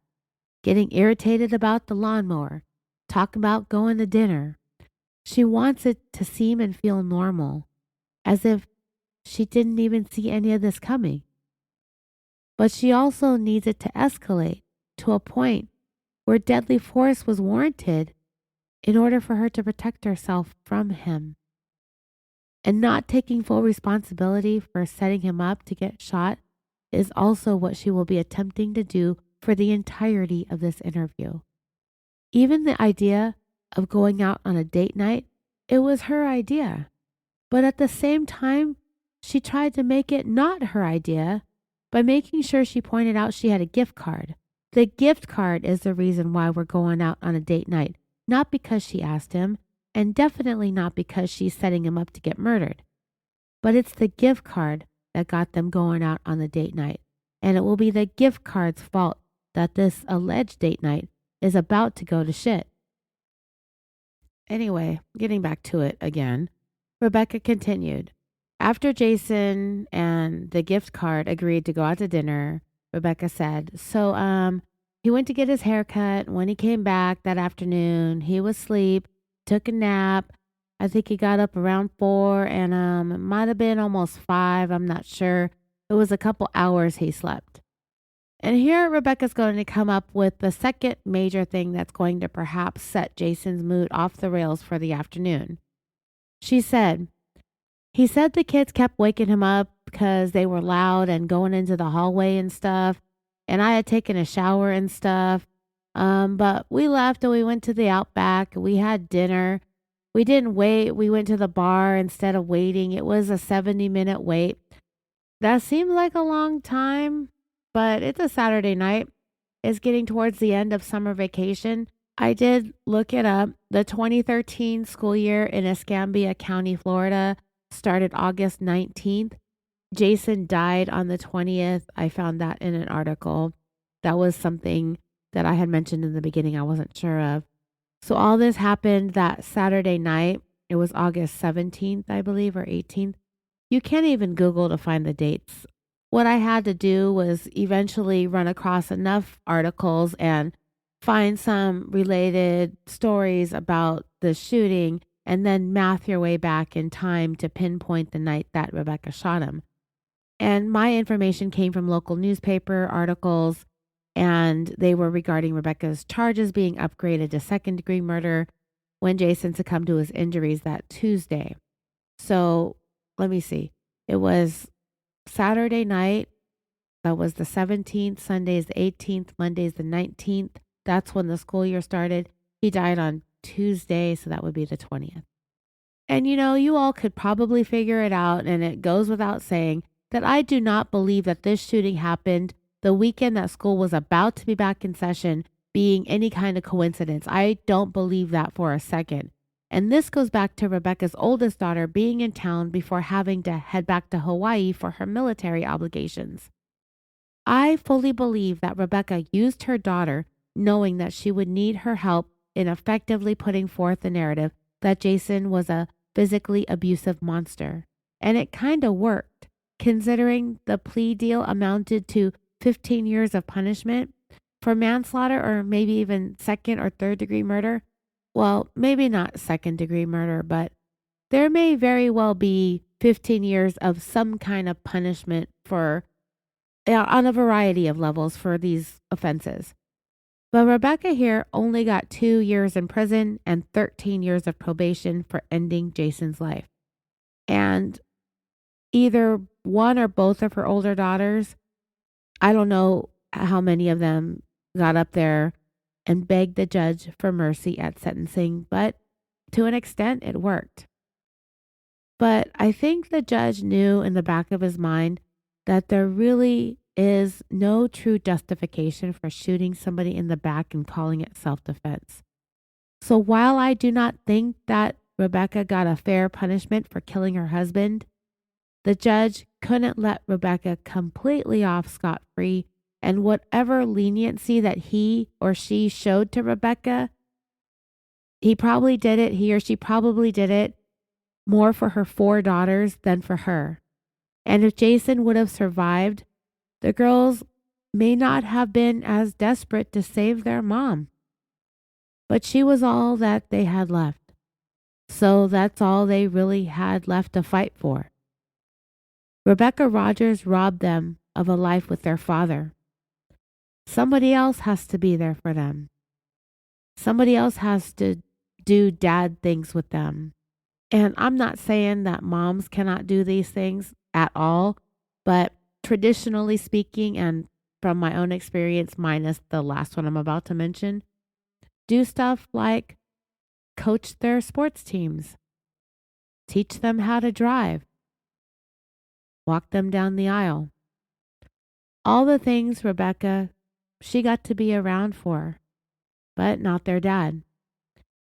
She set her daughters off into a life in a terrible way, and yet they still stood by her. I really don't know how she can stand looking at herself in the mirror every day, to be honest. Knowing what she did to those 4 girls, well, at least 3, I don't know how close the oldest stepdaughter was with Jason. It's kind of a moot point at this point. But anyway, getting back to Rebecca's story about their date night. We had a couple of beers each. We ate steak. Haha, slight laugh. He had steak and lobster and I had ribeye. And okay, dreamers. Again, as she's talking about this date, she's doing a lot of pausing. And that's because Rebecca here is working up to the part where Jason's mood will change again for the worse. They're out to dinner. They have no kids. Dinner's partially paid for with a gift card.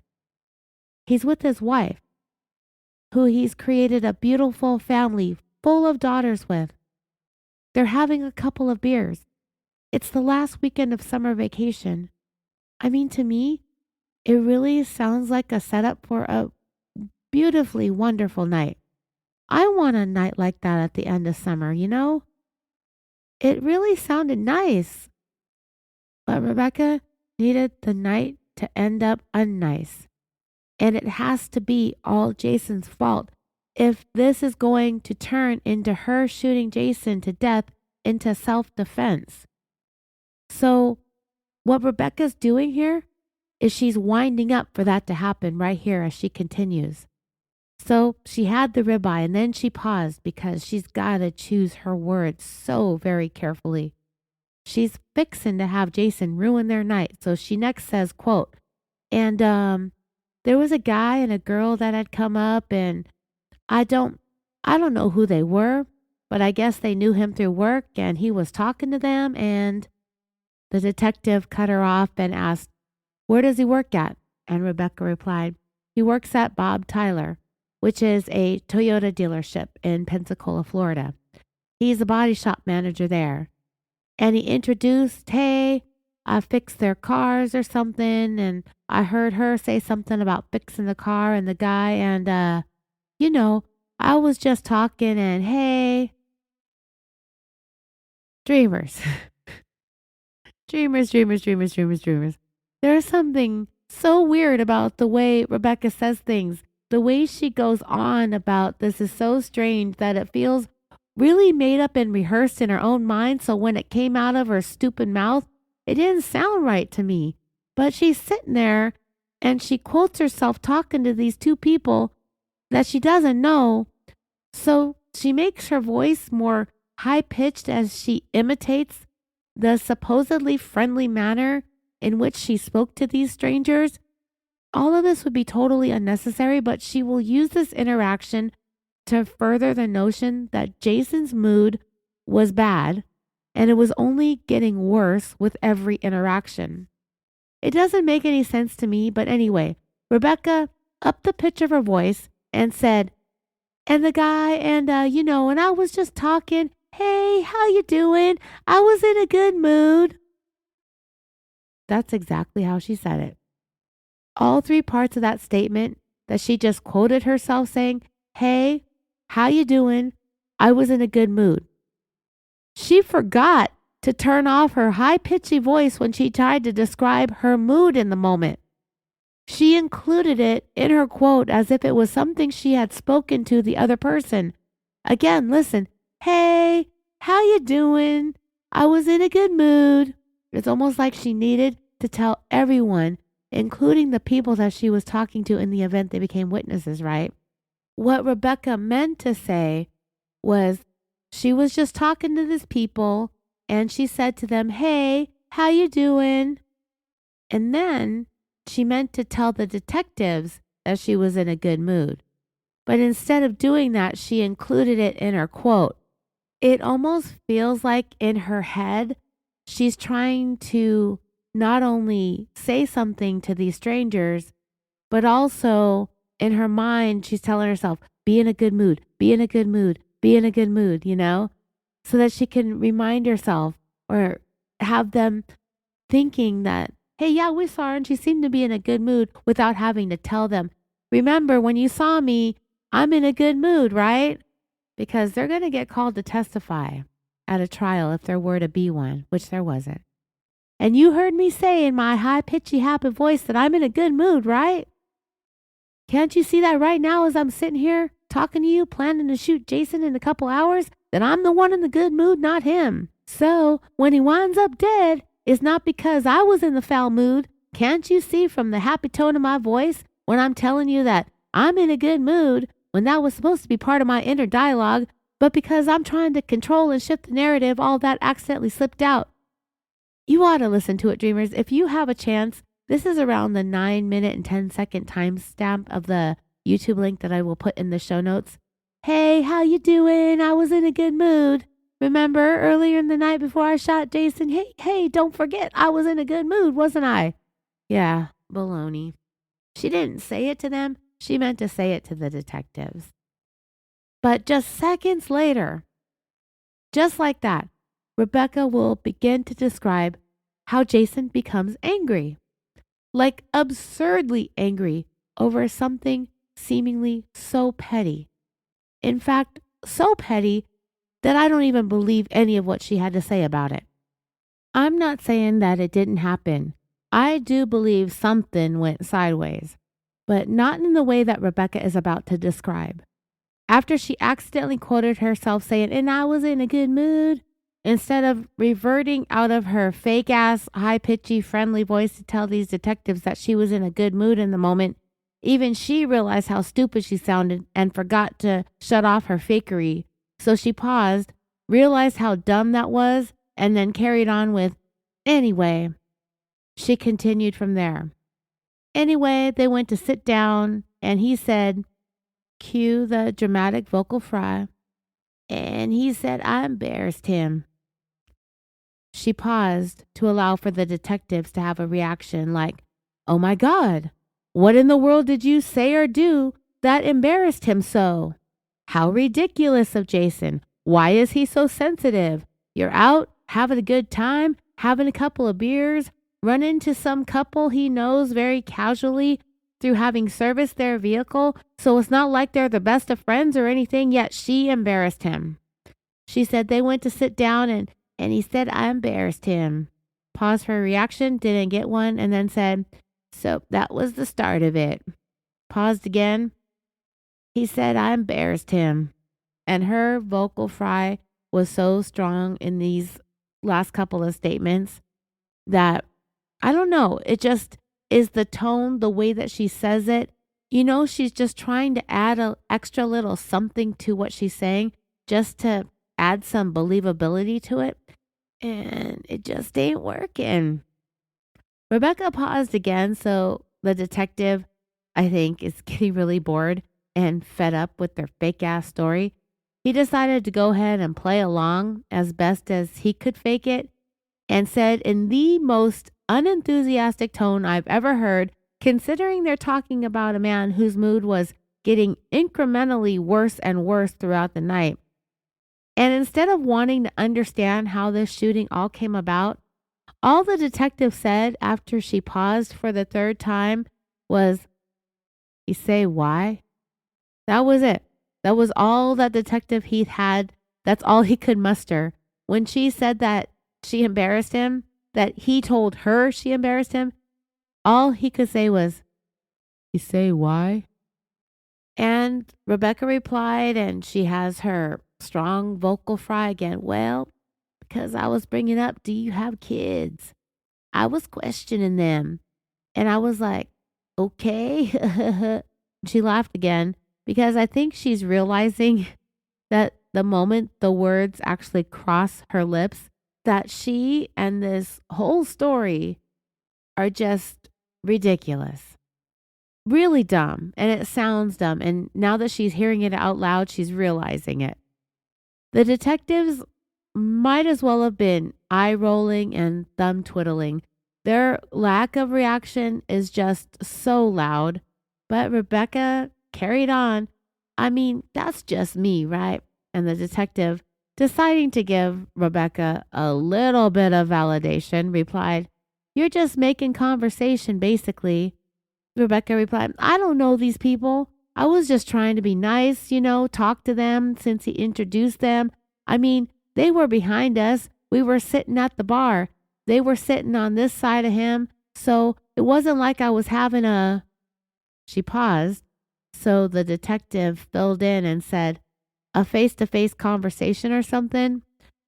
Rebecca again uncomfortably laughed and said, right, no. And it wasn't even that long. The detective repeated, so he said you embarrassed him. And she said again, said I embarrassed him. And I was like, how did I embarrass you? And he said, look, they left because of you.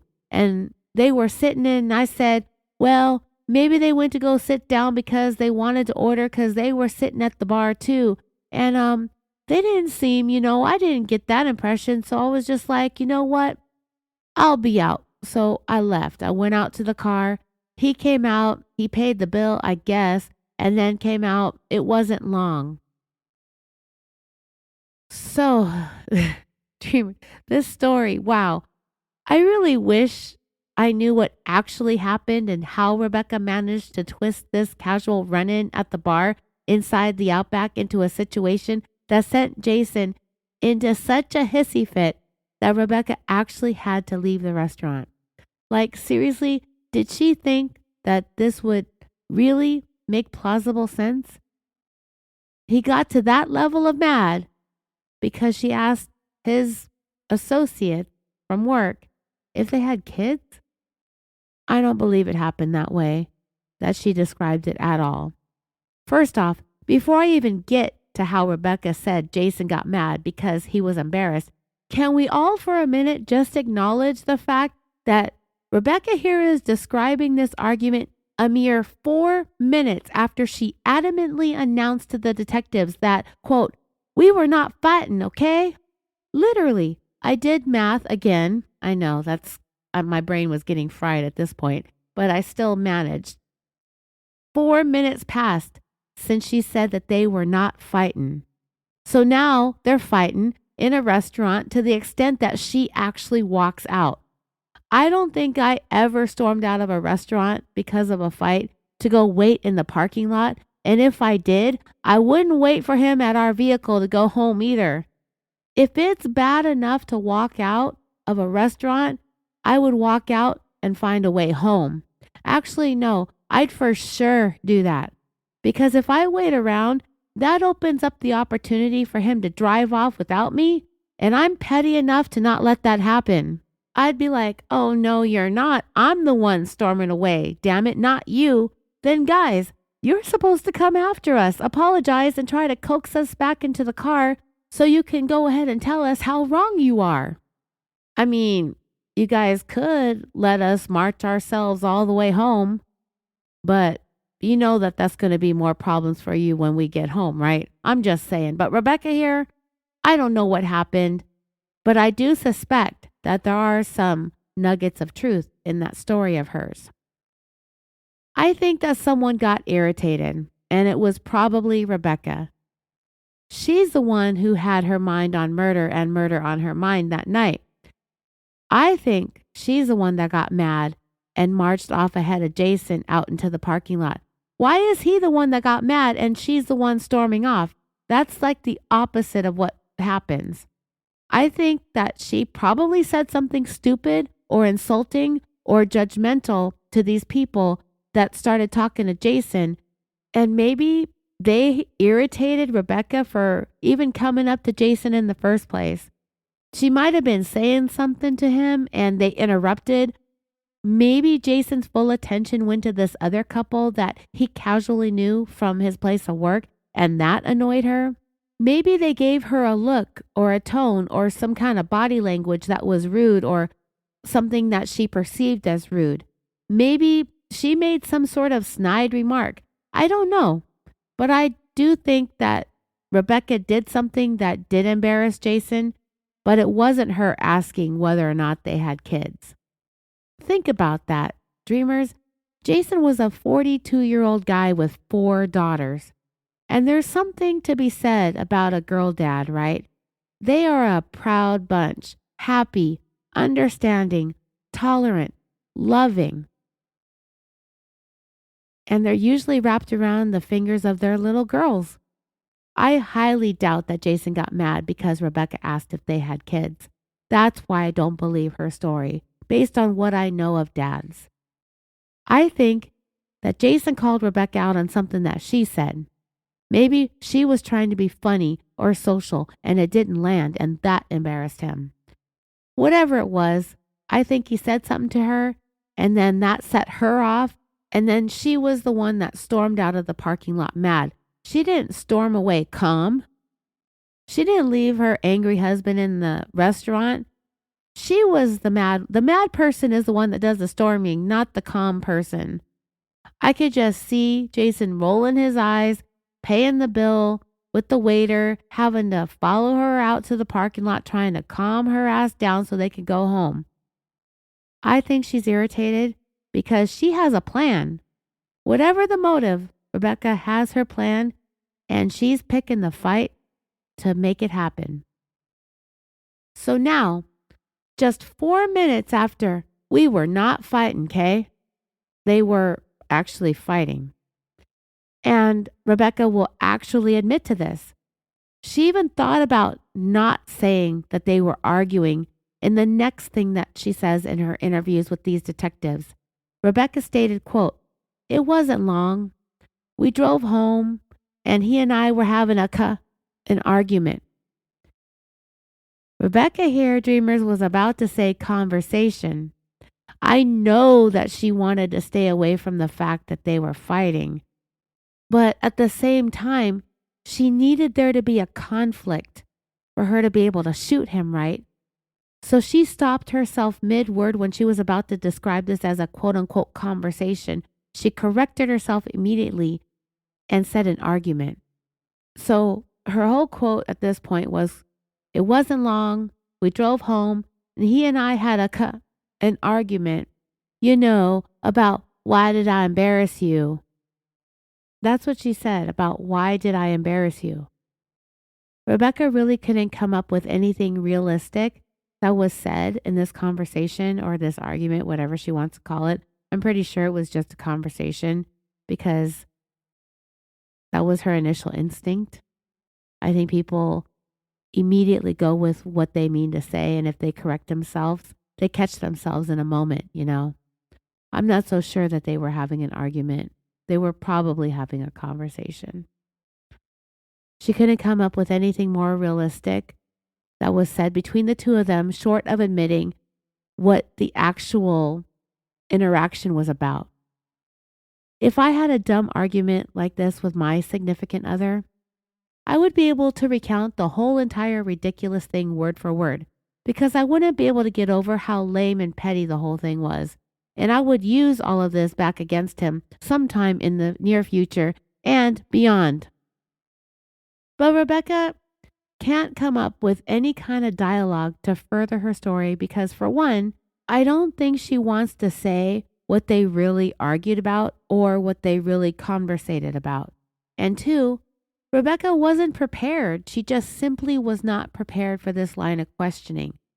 So she says, "We had an argument about why did I embarrass you? And I don't know specific words. I can't really say," unquote. That's what she said next. "We had an argument about why did I embarrass you, and I don't know specific words. I can't really say." But she can remember that her second eldest daughter's best friend, who everyone calls Macmillan, showed up at their house with a chicken biscuit in her hand so that they could watch a movie and eat sandwiches and homemade soup that Rebecca made earlier in the week. But I can't remember specific words that were said in the argument that pretty much became the central issue prior to her shooting Jason. Quote, "I don't know specifics. I can't really say unless he was holding a chicken biscuit. Then I'll remember." This broad, man, I like calling her a broad. This lady, she's so irritating, but it's also entertaining, so I'm okay with it. Rebecca then said, "I cannot say specifics, but I know he pulled off the interstate and he was like, 'You drive.' And I said, 'I'm not driving.'" Now, come on, dreamers. If this fight was so intense that it warranted a pull off the freeway, then this shit is serious. There had to be more to it than Jason complaining about being embarrassed over a conversation with people that he barely knows. There had to be more if this happened. Even if it did start there still had to be an escalation that Rebecca is blowing past or ignoring or it didn't happen at all. But the whole pulling over thing, that's my cue to get out and walk. And this is where the right thing for him to do, once again, is to apologetically come and get me and talk me back into the car. Otherwise, I'm walking home. And if I end up missing or dead, then he'll just have to live with that guilty mess for the remainder of his existence on Earth. Well, in this case, live with it until she shoots him dead. But apparently, Jason was the one who got out of the car, according to her statement to police. He demanded, "You drive." She said, "I'm not driving." And so he got back in the car and he went home. And when we got home, the girls were there and they were like, "You didn't pick up Emma and McMillan." Emma is the second to oldest daughter. She's about 14 or 15, and her friend. And all of this, I believe, was done on purpose in order to get her oldest daughter out of the house and have the shooting happen. And I'll tell you everything that Rebecca said, and I'll make sure that you keep everybody straight. But what I want you to see here is just how conniving that I'm convinced Rebecca actually is. What I think she's doing is she's literally clearing the house out of the oldest kids so that they can't speak to the reality of what's going to happen inside that home. I'd even go so far as to say that there's a part of me that even doubts that there was even an argument. If there was any kind of stress or tension, I think it would have been all on Rebecca. From my personal experience as a woman, I can admit that I can pick a pretty petty fight if a petty fight needs to be had. And this lady needed a fight narrative to go along with her storyline, and she has seemed to have found one. So now Rebecca's oldest child that she had with Jason, Emma, was with her best friend McMillan over at her house or whatever, and Rebecca was supposed to pick them up and bring them home, but she didn't. She conveniently forgot. I'm sorry, but I would not have forgotten to give my kid a ride home from her friend's house on a Saturday night if that was the plan. I think she did it on purpose in order to cause a situation where the oldest kids, who are drivers, have to leave to go get them. And that leaves the two youngest children at home, and it leaves Rebecca the opportunity to shoot Jason. This is what Rebecca said to the detectives about this. Quote, "When we got home, the girls were there and they were like, 'You didn't pick up Emma and McMillan.' Well, during dinner, I had texted and I was like, 'Hey, are the girls spending the night? You know, is Lisa spending the night? Is McMillan spending the night? I'm talking to Kayla.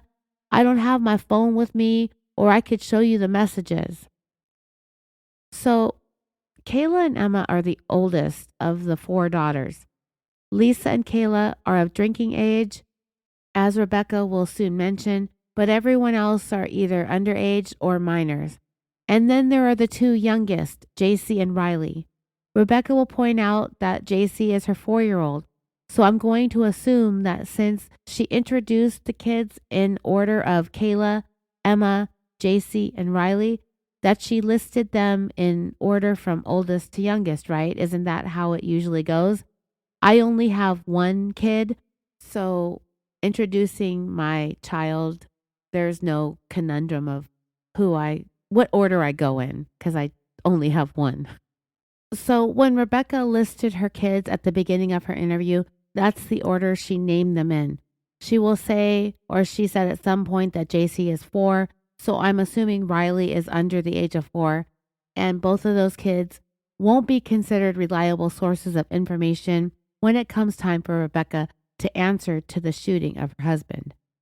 Rebecca is also recounting this part of her story pretty easily since she planned the shooting around getting rid of the older kids and having only the two youngest ones in the home who didn't have friends to invite over. So yep, Rebecca will successfully get the two daughters that would be able to provide reliable and accurate accounts, as well as all of their friends, out of the house. It's very, very calculating, and to me, because I believe this to be the truth of what happened, I find it unfortunate that the investigators didn't put it together.